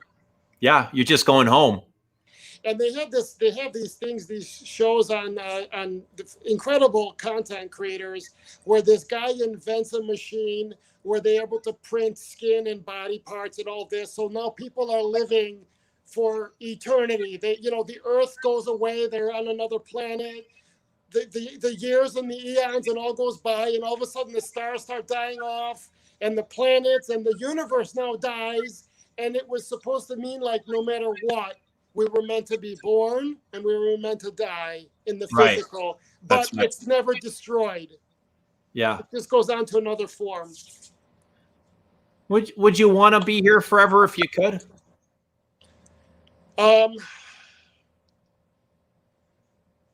Look, if you think of, let's look at it this way. If I could be around to be around, colonizing all of the, in my head, the great accomplishments of man, I think it would be profound to be around for that. If we destroy ourselves, not so much. I don't know. What about you? No, I don't. I'm ready to go home. Like, there's some more things I want to experience. I want to see my kids grow, but I'm ready whenever the moment is, like, whenever it's my time, I'm ready to go home. Well, look, that's a different question. I'm not afraid. I'm not worried. I'll be ready. So let me rephrase it the way you said it to me, because I am not afraid either. But if you could stick around a little bit longer to see how, to see things, would you? I'm curious how things will be 100 years from now, 200 years, even 10 years from now. But yeah, 1,000 years. How are we going to evolve with technology, with AI, with robots? I'm very curious. Absolutely. Like, I can just imagine it's going to be like, the Jetsons, flying cars, and people won't be working there. I don't know. It'll be insane. Can you imagine, like, somebody from 500 years ago coming into the right now? Can you imagine? They would lose their minds. Yeah, what they would think. How about the 80s? They said that you were going to have a phone on your wrist. Yeah. And it's going to follow you. You're going to have the same number, and it's going to follow you around the world. And it was like, what? I remember, before the cell phone, people were saying, we're going to have these phones, and you're going to be able to call somebody around the world, and you're going to be able to see them in real time. Yeah. And every single person is going to have, and I was like, no, that's never going to happen. That's not possible. That can't happen. Yeah. And look, here we are. So I think almost whatever you can imagine is possible, is doable. You just, and if you can't create that, you're not imagining hard enough. That's all it is. Do you know what my heart wishes would be? To know that in the future we don't destroy the resources and the beautiful life other than our own on Earth. I think that's the one thing that if I knew, that's the one thing that I would love to know. Do you know what I mean? I think the universe is too powerful that we're not smart enough to be able to destroy it. We can extinct some of the animals and you know, the endangered species, but I don't know if we can truly, like, we're really fucking up the oceans now with all that plastic and stuff, but I don't know if we'd be able to truly destroy it. Do you know what? The Earth is a living being. And what happens to when you have a parasite that goes into our body, we fight it off. And I think the Earth, before we destroy it, I think it will destroy us first. It'll spit us out, you know? Well, hang on. The Earth created us. We are Earth's creations. We are the most complex forms of nature. We came from the soil of the Earth. That's what I believe. Yeah. Do you think the Earth is capable, or the universe is capable of love? Of course. That's love dust. I mean, I think that the world has come. I want to see what the chat is saying, but I don't want there to be blinking. Holy shit, I look like shit. Anyway. So yeah, I'm going to be green. I need to shut this down. I'm sorry, guys. Hold on. Do I think... No worries. Love Jordan Peterson. Shout out to Jordan Peterson. Look, if you're not familiar with Jordan, are you familiar with Jordan Peterson? No, Sorry to cut you off. He's a Canadian psychologist that used to teach at the University of Toronto. I don't know if he's doing it anymore, but he's got a YouTube channel and he's just a wonderful human being. Go check out his channel. And if you want to improve your life, listen to his lectures. They're fabulous. Thank you for that. I appreciate it. I appreciate it. So we're talking about, is the universe capable of loving? But what is hate? Isn't hate love? I think everything is love, including hate. Right. In this weird way. Because the opposite of love is what? The opposite of love? Yeah. Is hate, isn't it? It's indifference. Okay. Right? I mean, the opposite of hate is love. It's just turned. You ever love somebody and then all of a sudden you get into a fight? It's like, I hate you. Right. Yeah. Oh, yeah. It's love. I think everybody's experienced that. It's angry love. But when you say to somebody, when you're in a relationship and they're like, if you have your significant other and says, Eugene, I really don't care what happens to you. If you are alive, if you're not, if you're dating, if you're not, the indifference is the opposite of love. There's no affinity, right? Yeah. That's what I think. I get it. Tell me your thoughts, because I know that the wheels are spinning in your head. On love, on the universe capable of love? I think the universe is capable of love because for us humans, it's one of the strongest emotions that we've experienced. And since we are from the universe, where did we get that from? All those feelings. The universe has given it to us. Yeah. And it experiences love through us. Isn't creation love? Creation? Absolutely. Creation comes from love. Because there has to be some kind of love energy for birds and elephants and all of them to come together and mix together to create more. Yeah. I'm always fascinated by that. And I'm also fascinated by the energy of life and of death. Because if you look at the earth from far away, think of all of the animals that we're killing to eat and the animals that kill other animals to eat and the death that's going on. But it's just a cycle. All of the births that are happening at the same time. But isn't that kind of from love? Yeah, it's incredible. It's incredible. It sounds horrible and bloody and But it's you know, part of life. It's part of the killing cycle. animals, but it's absolutely a cycle of life. And it's actually profound. It's beautiful. And the way we celebrate birth, think about it, the process of birth and the process of death, isn't it equal? Yeah, kind of. Where we should You celebrate the come in death, alone and you leave alone. you know? It's just stuff like that. This is what happens. You see, you said you're all by yourself alone. This is what And happens. it's weird. You come in alone and you leave alone, but the entire time you're here, you're trying to fill yourself with external objects. That isn't possible. You can't fill yourself with anything but your own love. That's right. And that's why the things that we have, I mean, if you think about it, we really, even all of those bottles, all of my closets of clothing, including my pajama, chic, by the way. Right. But anywho, but all of that stuff, we're just curating things. You're borrowing it. You're borrowing it until you go back home. The next generation, it's just a curation for whoever takes it next, you know, and it's just more and more schmata and junk and shit, and I don't know.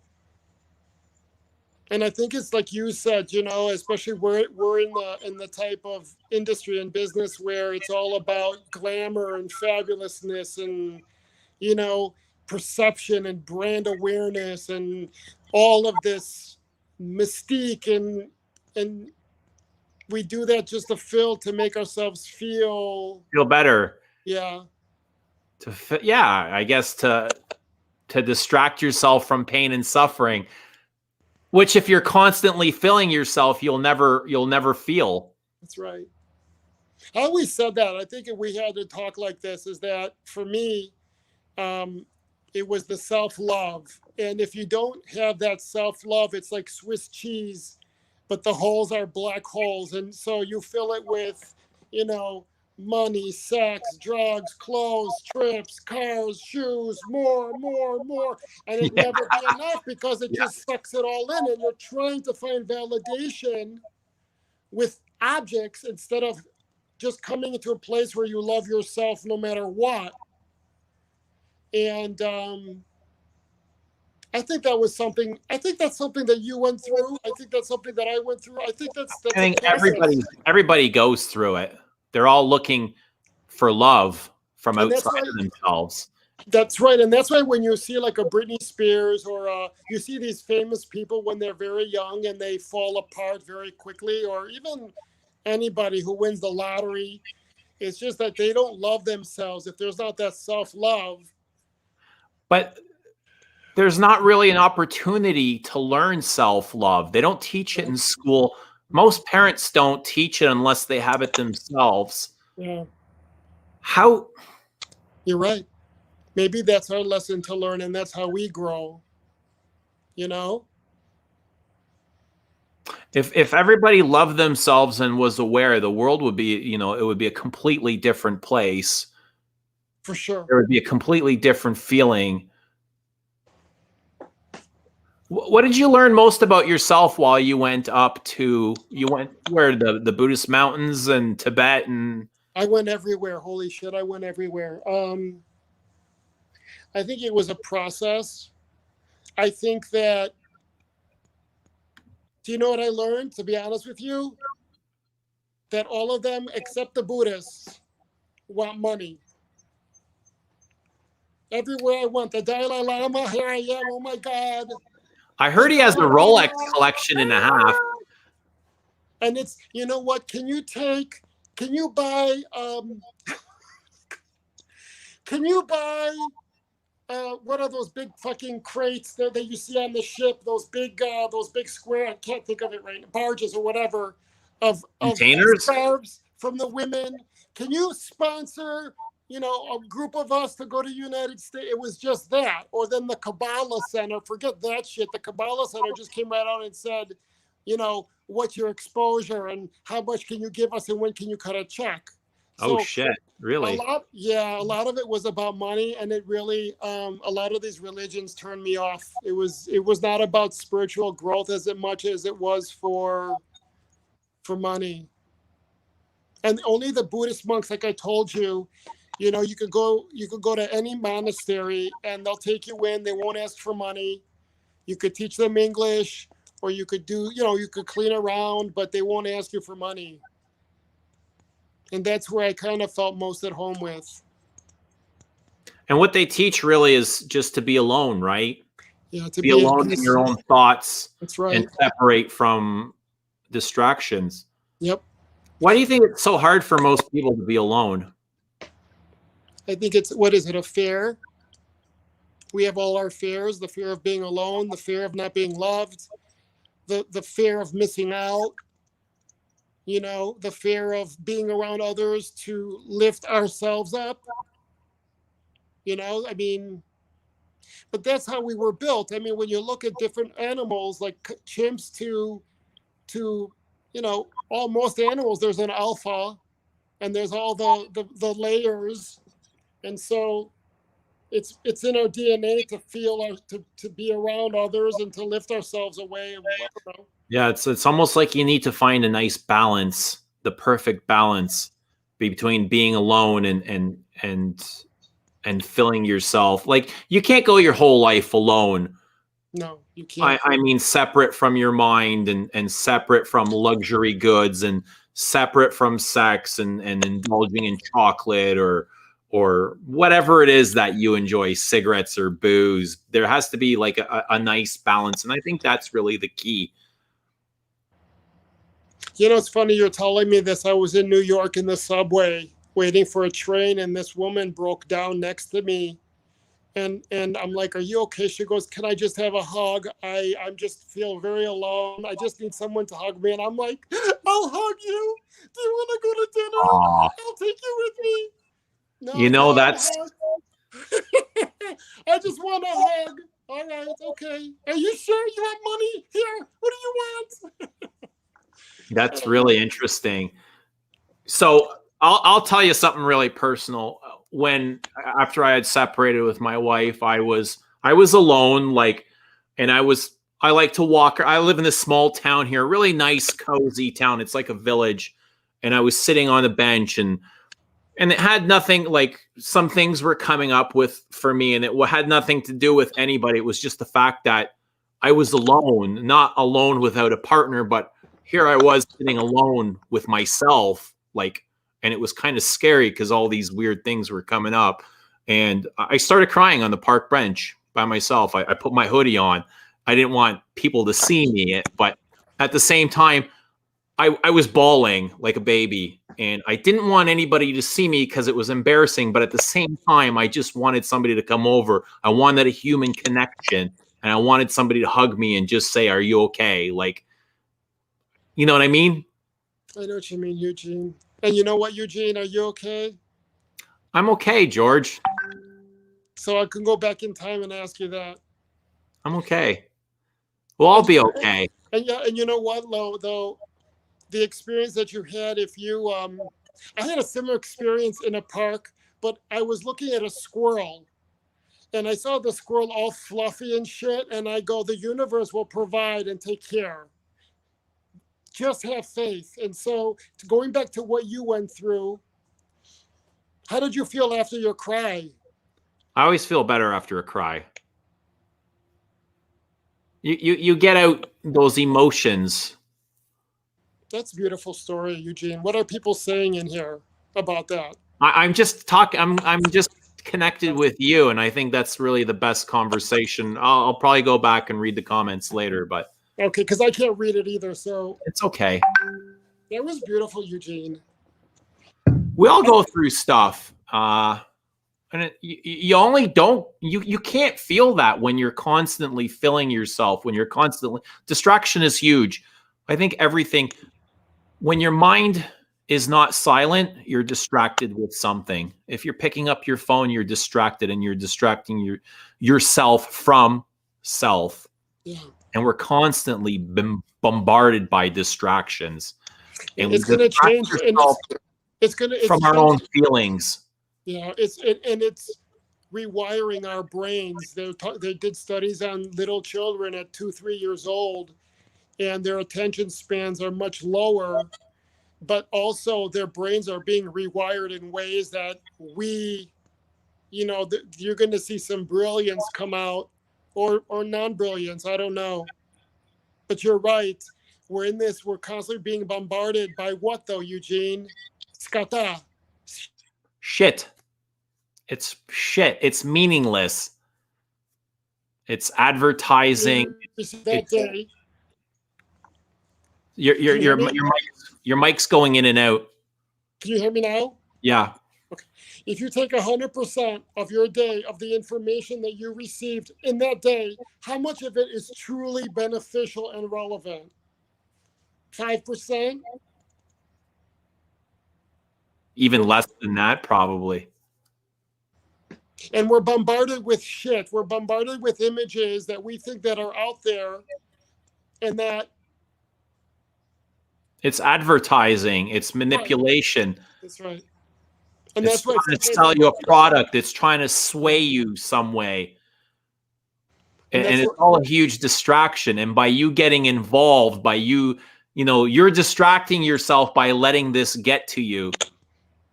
And I worry about the images that I put out, and that if that creates someone to be frustrated or unhappy as well. So I look at images and I see, you know, like everyone else, that you see, I don't know, you see images that are just a snapshot of someone that has fluffed it up, you know, and you think that that's real, even though you know it isn't. And I sometimes wonder if I'm a part of that, you know? I think we all play a small part in that. This is an interesting conversation. We all listen.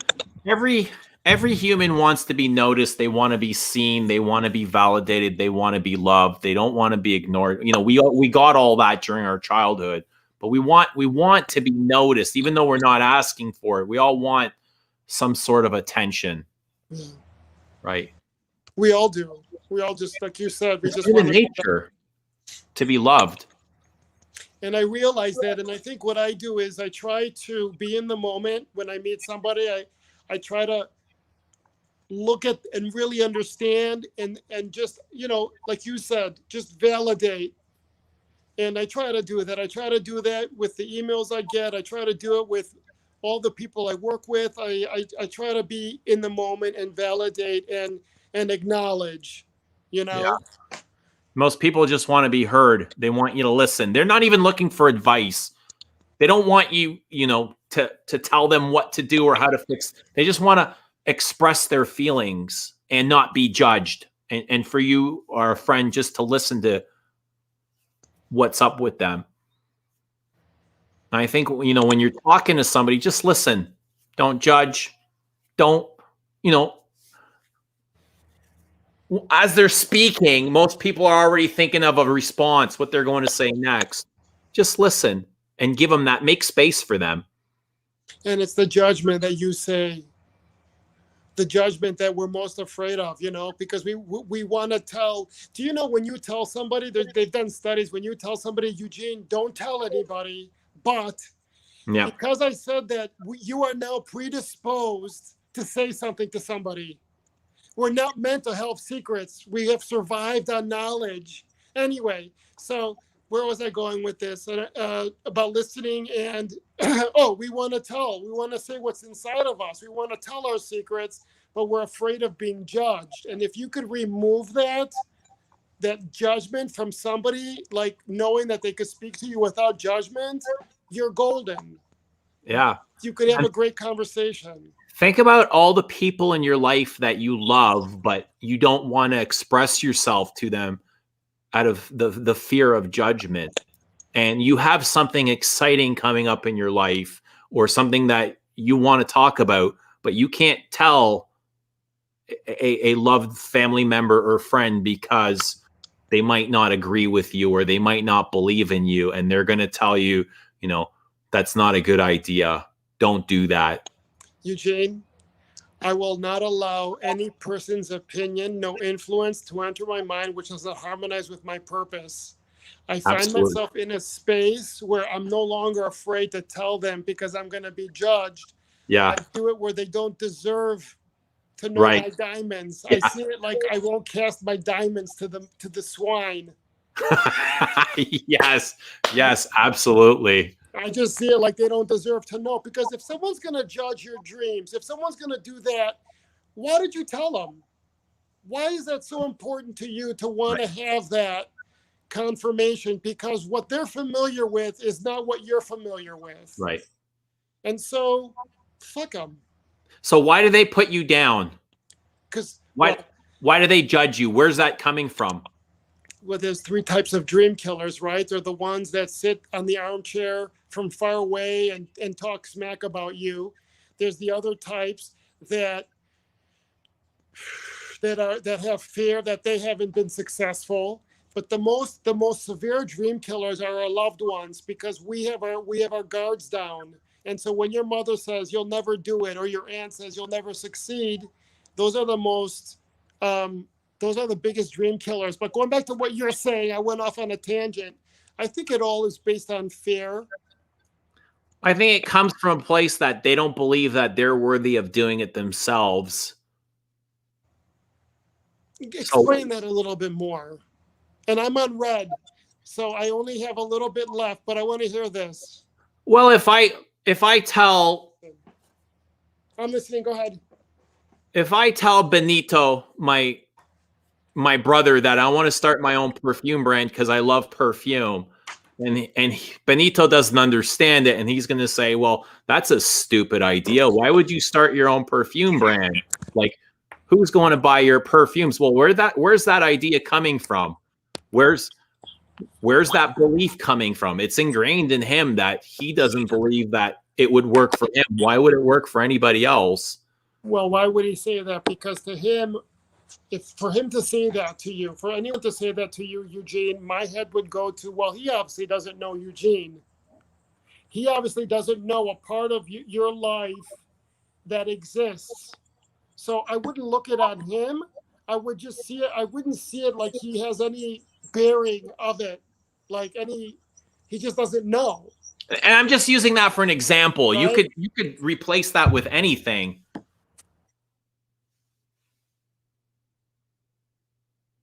I think we lost him.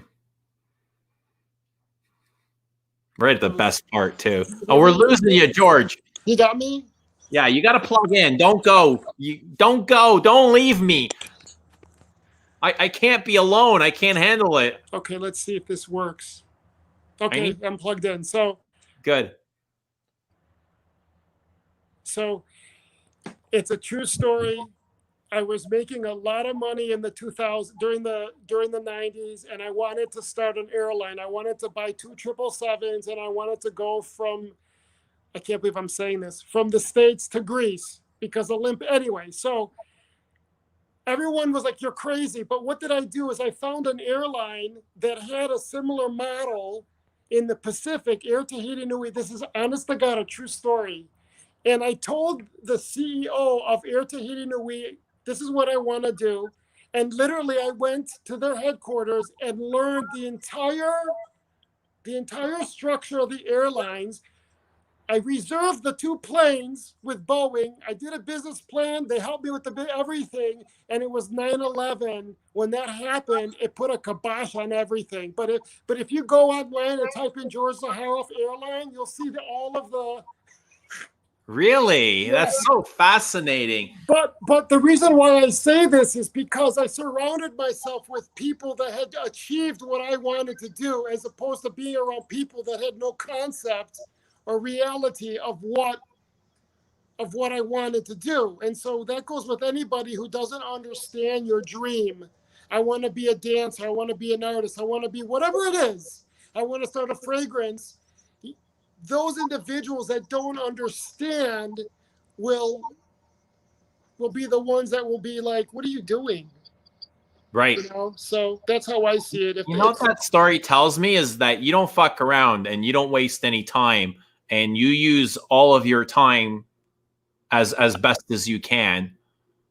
Eugene, you're working on something.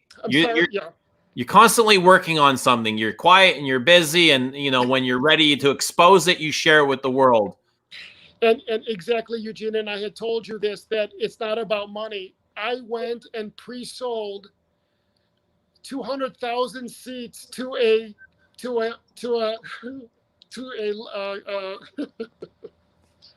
to those shipping lines, to like what's it called, to Mickey Aronson. I sat down with him in Israel and I pre-sold the seats. So by pre-selling the seats, I was able to go to GE Capital to secure the airplanes. And so in my head, it's not the money, but it's what can I pull together to make this work with as little as cash as possible. Right. Right. And so, Right. like I said, I'm sitting in first class, and as people are passing by, they're saying, one day I want to be rich enough to be in the first class cabin. But they don't realize that you don't necessarily have to have money to be sitting there. Right. There's other ways around it. That's beautiful. I want to sit first class. I sat in first class once. It was the greatest feeling ever. And Where'd you go? Sorry? Where did you go? I went to China. So you went to, so tell me about that. What airline did you take? I want to say it was Air Canada on the way there. Why did you go there? I was sent for work, and that's pretty awesome. Now they want to send me to Mexico in a few months. We have some project going on in Mexico, and they want to send me down there. And I was like, well, I don't have a vaccine. I'm not like isolating for 2 weeks there, 2 weeks, unless you're going to pay me, of course, because, I'm not doing that on my own time. But I don't mind traveling for work. Yeah, so I went to China. That was kind of an experience. And that was the Guangdong, when you went to Guangdong province? That's right, yeah. Massive. So many people there. And they're so interested in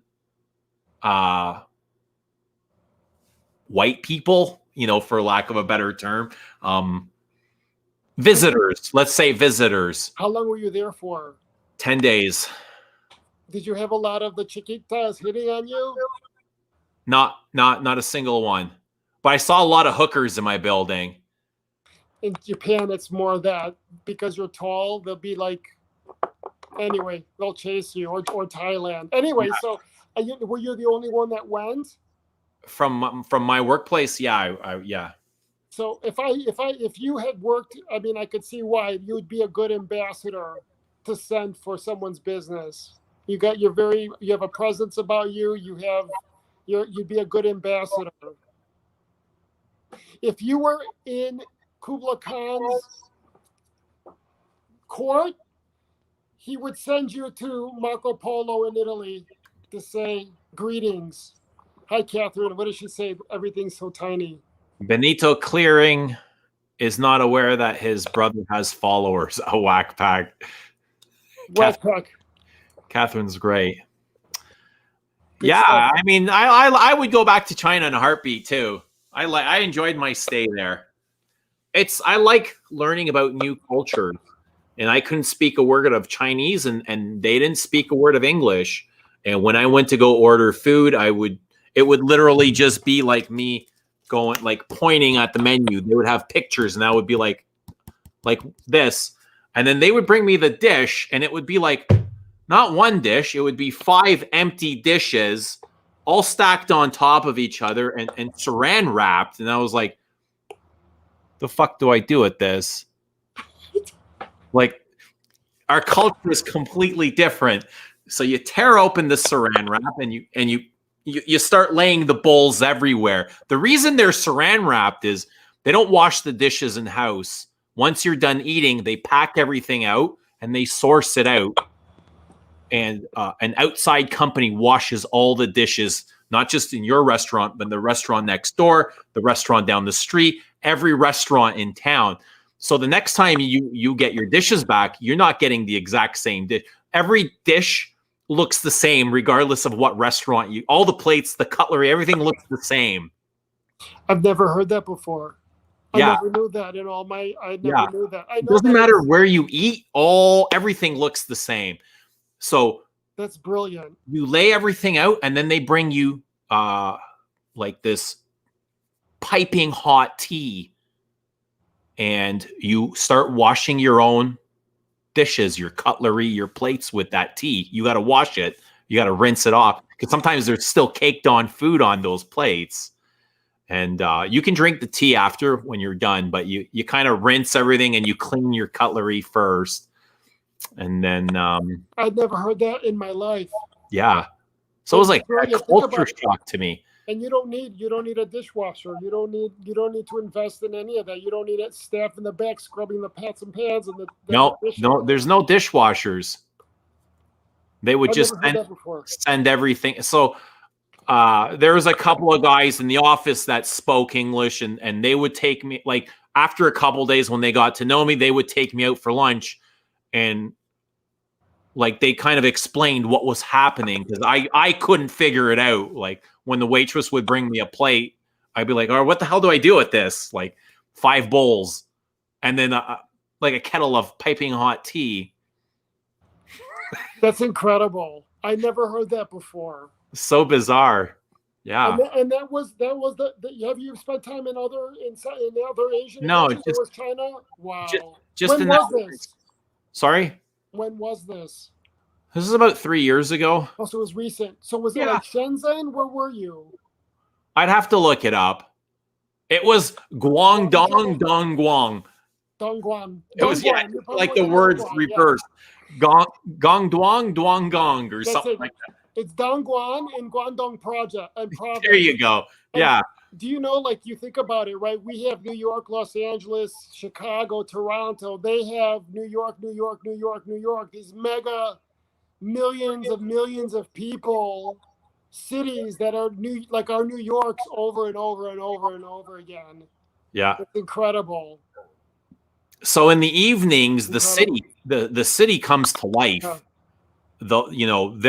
They're having these parties on the street. All these vendors come out.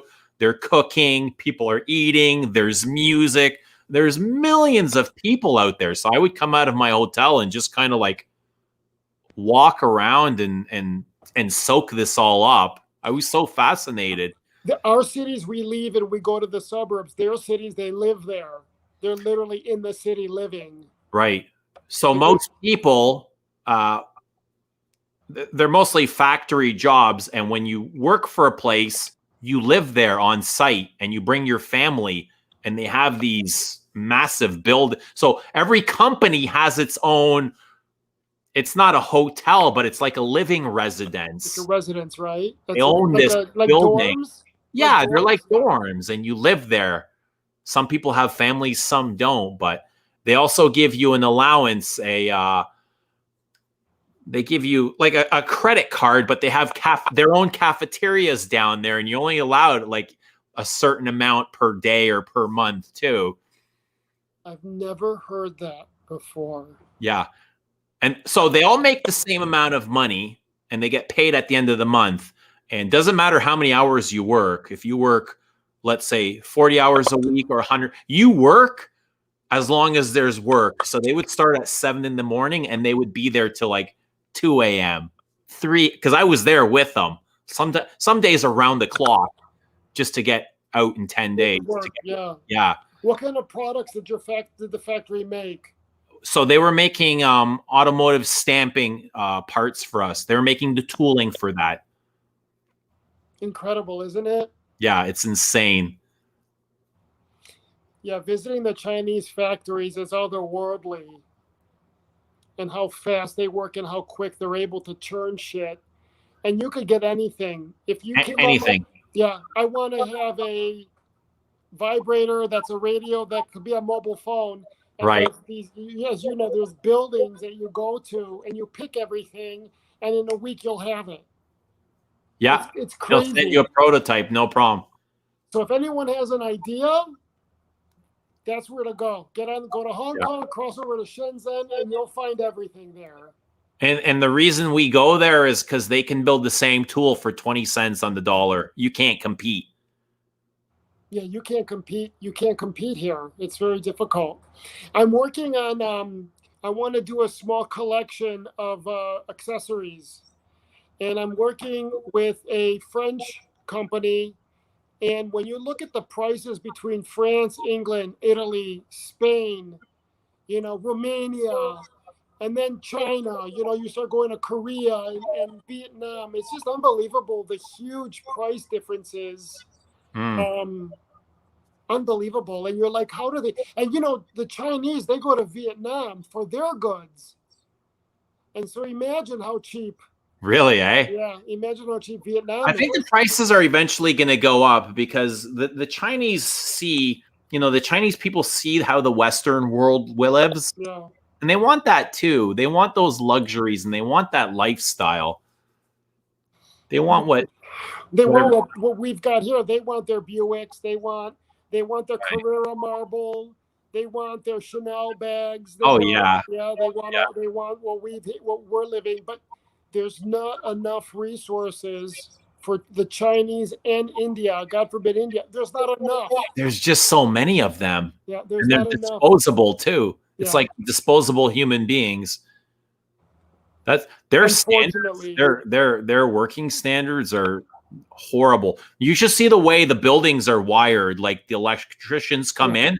It's like it looks like a goddamn bird's nest. There's just wires everywhere, crisscrossing. It's like there's no uniformity. There's nothing that is like attached together, or it's a mess. It's literally a bee's nest. The way outside in the street. Outside, yeah.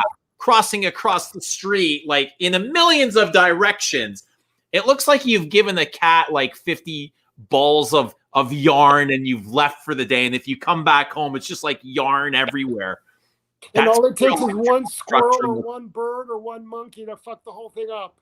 Yeah, that's how they work. Yeah. It's like, all right, we got to run some electricity here. And it's like, how, like, let's just plug it in. Doesn't matter how, you know. What was your favorite part about being in China? I think just watching the culture, how it's different. I think they're more appreciative of things because they don't have anything. And what was one thing that you weren't too keen on or weren't happy with? And that's a strong word, but is there something that left it's not that it left a bad taste in my mouth, but internet was very strange. Even though they gave me the Wi-Fi, I couldn't log into Facebook, YouTube, Instagram. Everything was very censored. When I got to my hotel, I had access to all that, but not. I think because it was an American hotel. But I got in trouble with that. Yeah, when I was in China. In the shops, I didn't have I had Wi-Fi. It was extremely slow, and there was just literally nothing worth browsing. Anything that interests me, I couldn't log into. Even the way they work, like let's say I'm doing the same job here, I'll if I'm working on something, I'll put it up on a table so it's at waist level. They work on the floor like all day on their knees. I thought that was really bizarre. And did they take a nap? Because some of the factories I've been to, they take a nappy time. So they'll literally sleep on the floor next to wherever they were working, and they give a nappy for, I don't know, 20 minutes or something. I don't remember them napping, but a lot of them smoke on their breaks, and they sit on, they'll take a bucket and they'll flip it upside down, and the majority of them still smoke, where you don't see that here. I'm an ex-smoker. I smoked for a long time, and I remember most of the people in my trade were smokers too, and now nobody smokes anymore. I think because it's more expensive here, and we also know more about these things. They're saying that what we had with the lung cancer from the 60s and 70s, they're going to be getting in the next 20 years. And their diets too. The way they eat their fast food. Yeah. Anyway. Absolutely. I enjoyed this conversation. Do you remember when we were able to smoke on airplanes? Because I do. I thought I was the big old, with the cigarette on Concorde, thinking that I was all that. And yeah, of course I remember. It was fabulous. They had ashtrays, yeah. Built-in ashtrays on airplanes. Now it's gross. I can't believe I used to smoke. Oh my God. At the airport, you'd be checking in with a cigarette in your hand, and having the boarding pass, and back then, Yeah, like, right. like, what was I thinking? You could have smoked, like, wherever you gone, you could have smoked. You go to the mall and you smoke. You go to the dentist's office, you could smoke. Wherever. The doctors used to say, go have a cigarette to air your lungs out. Can you believe that? To air your lungs out. It's crazy. Crazy stuff. It was just acceptable. And yet you smoked and you could smell. You've got a good sense of smell, huh? Look at that. The golden child of fragrance. You're looking at him, folks. I love you, Eugene. You're awesome. Likewise. All right, I'm going to go. I love your room. I didn't see anyone's comments, but I love you guys. Thank you so much for coming on. I really appreciate great. seeing you. Love you. Have a great night, buddy. Take care. Bye.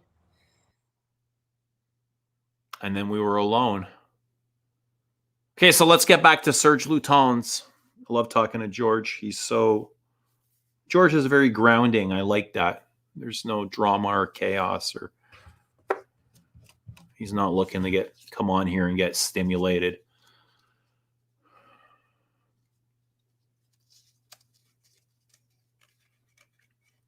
Yeah. I think George is full of his own love. And it's good to see that. An original. Okay, so these are the Grat Seal bottles, and I really don't know much about these, except for I'm not sure if I love them. I mean, they are very Art Deco. I think the inspiration for these were skyscrapers. What does Grat Seal mean? Anybody?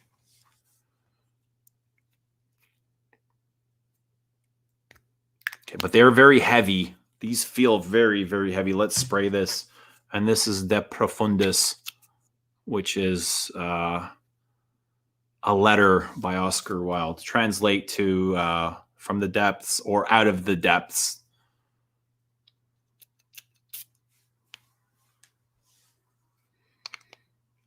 And this is very floral. Very green. Interesting. Very well blended. Very smooth. Wow. I am impressed. Feels a bit buttery, raspy, green earthiness. A lot of earthiness. Sharp. Clear. I see light. I see like mossiness, maybe some geranium, spiciness, pepperiness, balmy.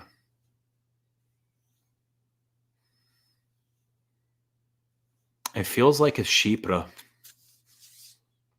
In French, it means skyscraper. It feels like a chypre right now, but this is the absolute first time I'm smelling Profundis by De Profundis by Serge Lutens.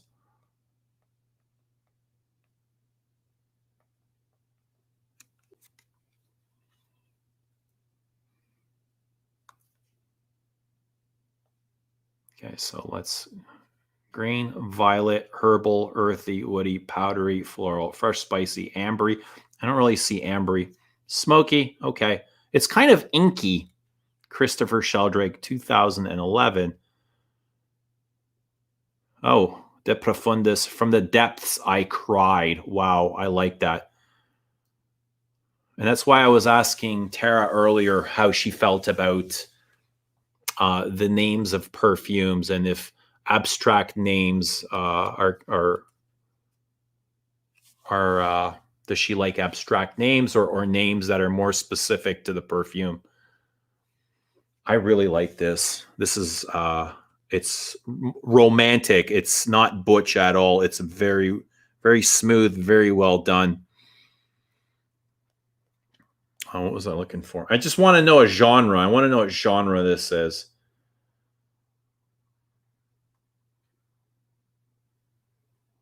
Wow. It doesn't say a genre. Grat Seal means skyscraper. It's limited edition. And these also come in the bell jars. I love the bell jars. I love the look of the bell jars. I don't like that they don't have sprayers. They are dabbers. So I've got FUMERIE TURQUE and CUIR MAURESQUE. So I've never smelt FUMERIE TURQUE. Let's open this up. FUMERIE TURQUE tobacco.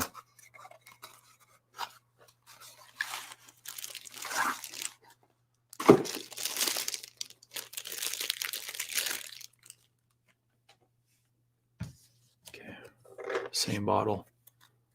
Chrysanthemum is the main. I don't think I know what a chrysanthemum smells like, but these atomizers are they're removable, just like the old LUTENS bottles. I don't know how I feel about that. Does somebody else want to come on? I'm going to drop the link if somebody else wants to come on for. Is that midnight? It is. Okay. There you go. I'll get up somehow. So FUMERIE TURQUE. And the label feels like it's like a rubbery leather, weird sticker.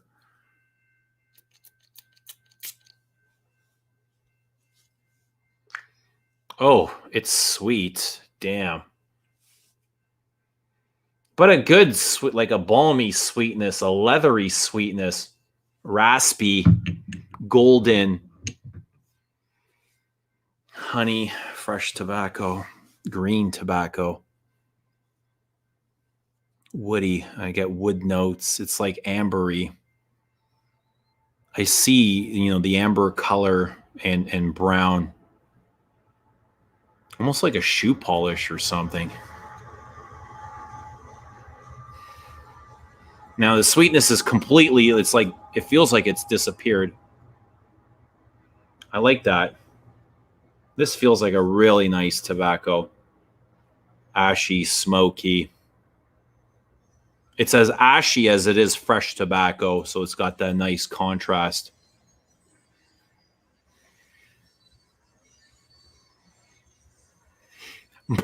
Much more interesting than Tobacalar. Oh man. I like this a lot.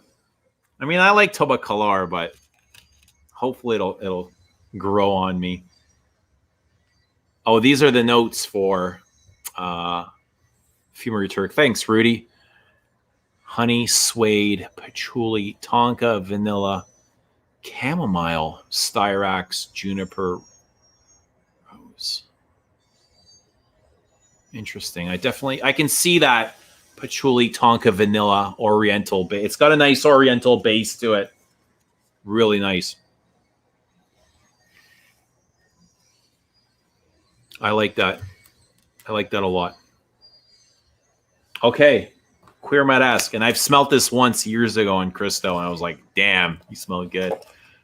You smells good. What is that?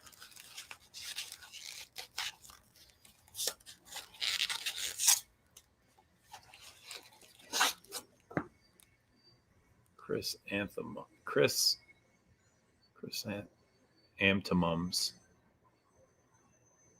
Floral green. Yes, absolutely. Smoking at Dunhill.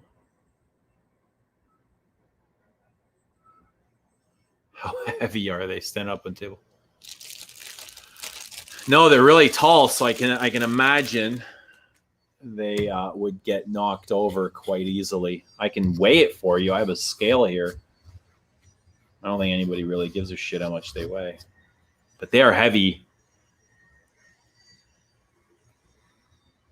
They are heavy. Let's say, it feels heavier than this 100 mil Hermes, but there's a lot of glass there, and that feels really thick. Okay, CUIR MAURESQUE. I think I'm 2 for 2 so far. Really pleased with these. The caps are shit. The caps are super light, but they feel like they click even though you don't hear the click.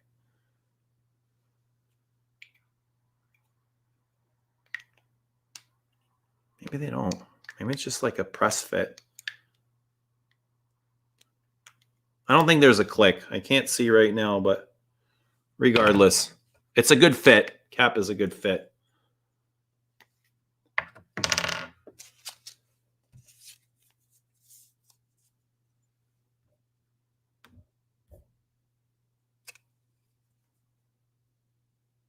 MAURESQUE is my favorite.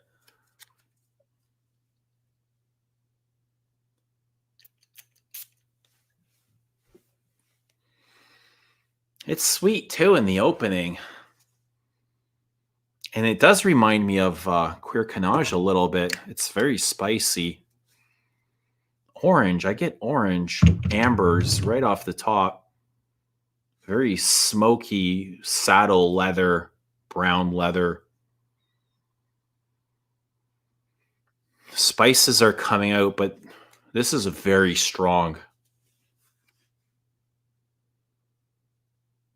I like this. It smells like a leathery baseball glove or a bag or like a woman's purse. It's very bright, but balmy and very well-rounded.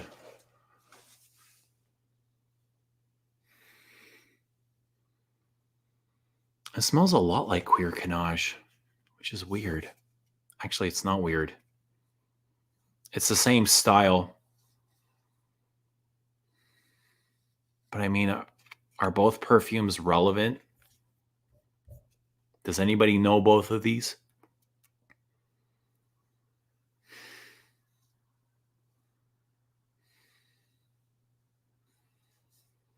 Babio, you know this one, eh? CUIR MAURESQUE.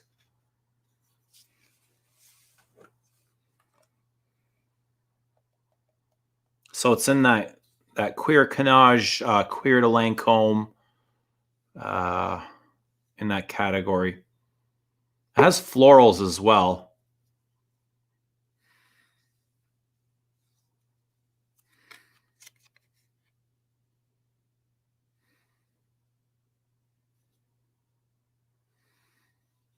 But they don't feel like green florals like in CUIR Canage or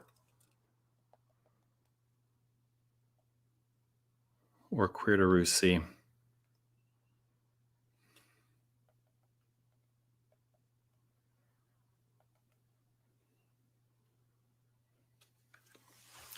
Somebody's here. I don't know if I should let him on because it looks like a troll. Amber, warm, spicy, animalic. Okay. I hope this turns animalic. I don't sense anything quite yet that it's going to be dirty, or I don't really see anything dirty here. Fresh, spicy, smoky, musky, balsamic, powdery, cinnamon. I like it. I like it a lot.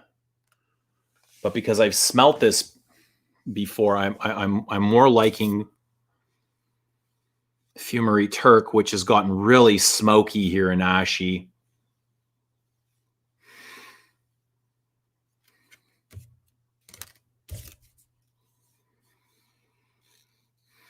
And some sweetness has come out of the PROFUNDIS.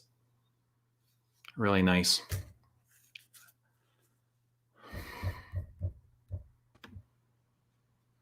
Hello. Can you unblock me? Can you unblock me? Depends. If I unblock you, what do you want to say? I want to say Rocket's there, and you know he's my biggest supporter. And Rocket's my. See you later. I don't want to talk about Rocket. I don't want to.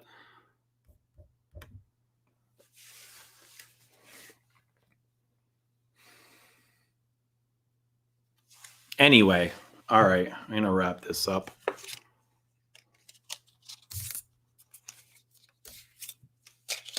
I can unblock you, Neil, but I don't want you coming in here and fucking spewing your shit all over the place. Because that's not, you know, you can do that in your place, do that on your channel, but don't come here and, you know, I don't want to hear it. Like, if you want to talk about perfume, like, my name seems to be coming out of your mouth quite a lot recently. And for somebody that says that you are my friend, and you don't sound like I'm somebody that you're talking about that would resemble a friend, because the words coming out of your mouth don't sound supportive to me. I don't know. I'll talk, you know, before I let you spew on a live stream. I'll talk to you in person. Like, I'm not angry, I'm not upset, but I got a couple of things that I'd like to say to you, and I think there's some things that you should know. So we're not going to do this live. I'm not going to give you that space. I'm not going to give you that place, and I don't care what any of your friends come here to say. So I hope you can respect that.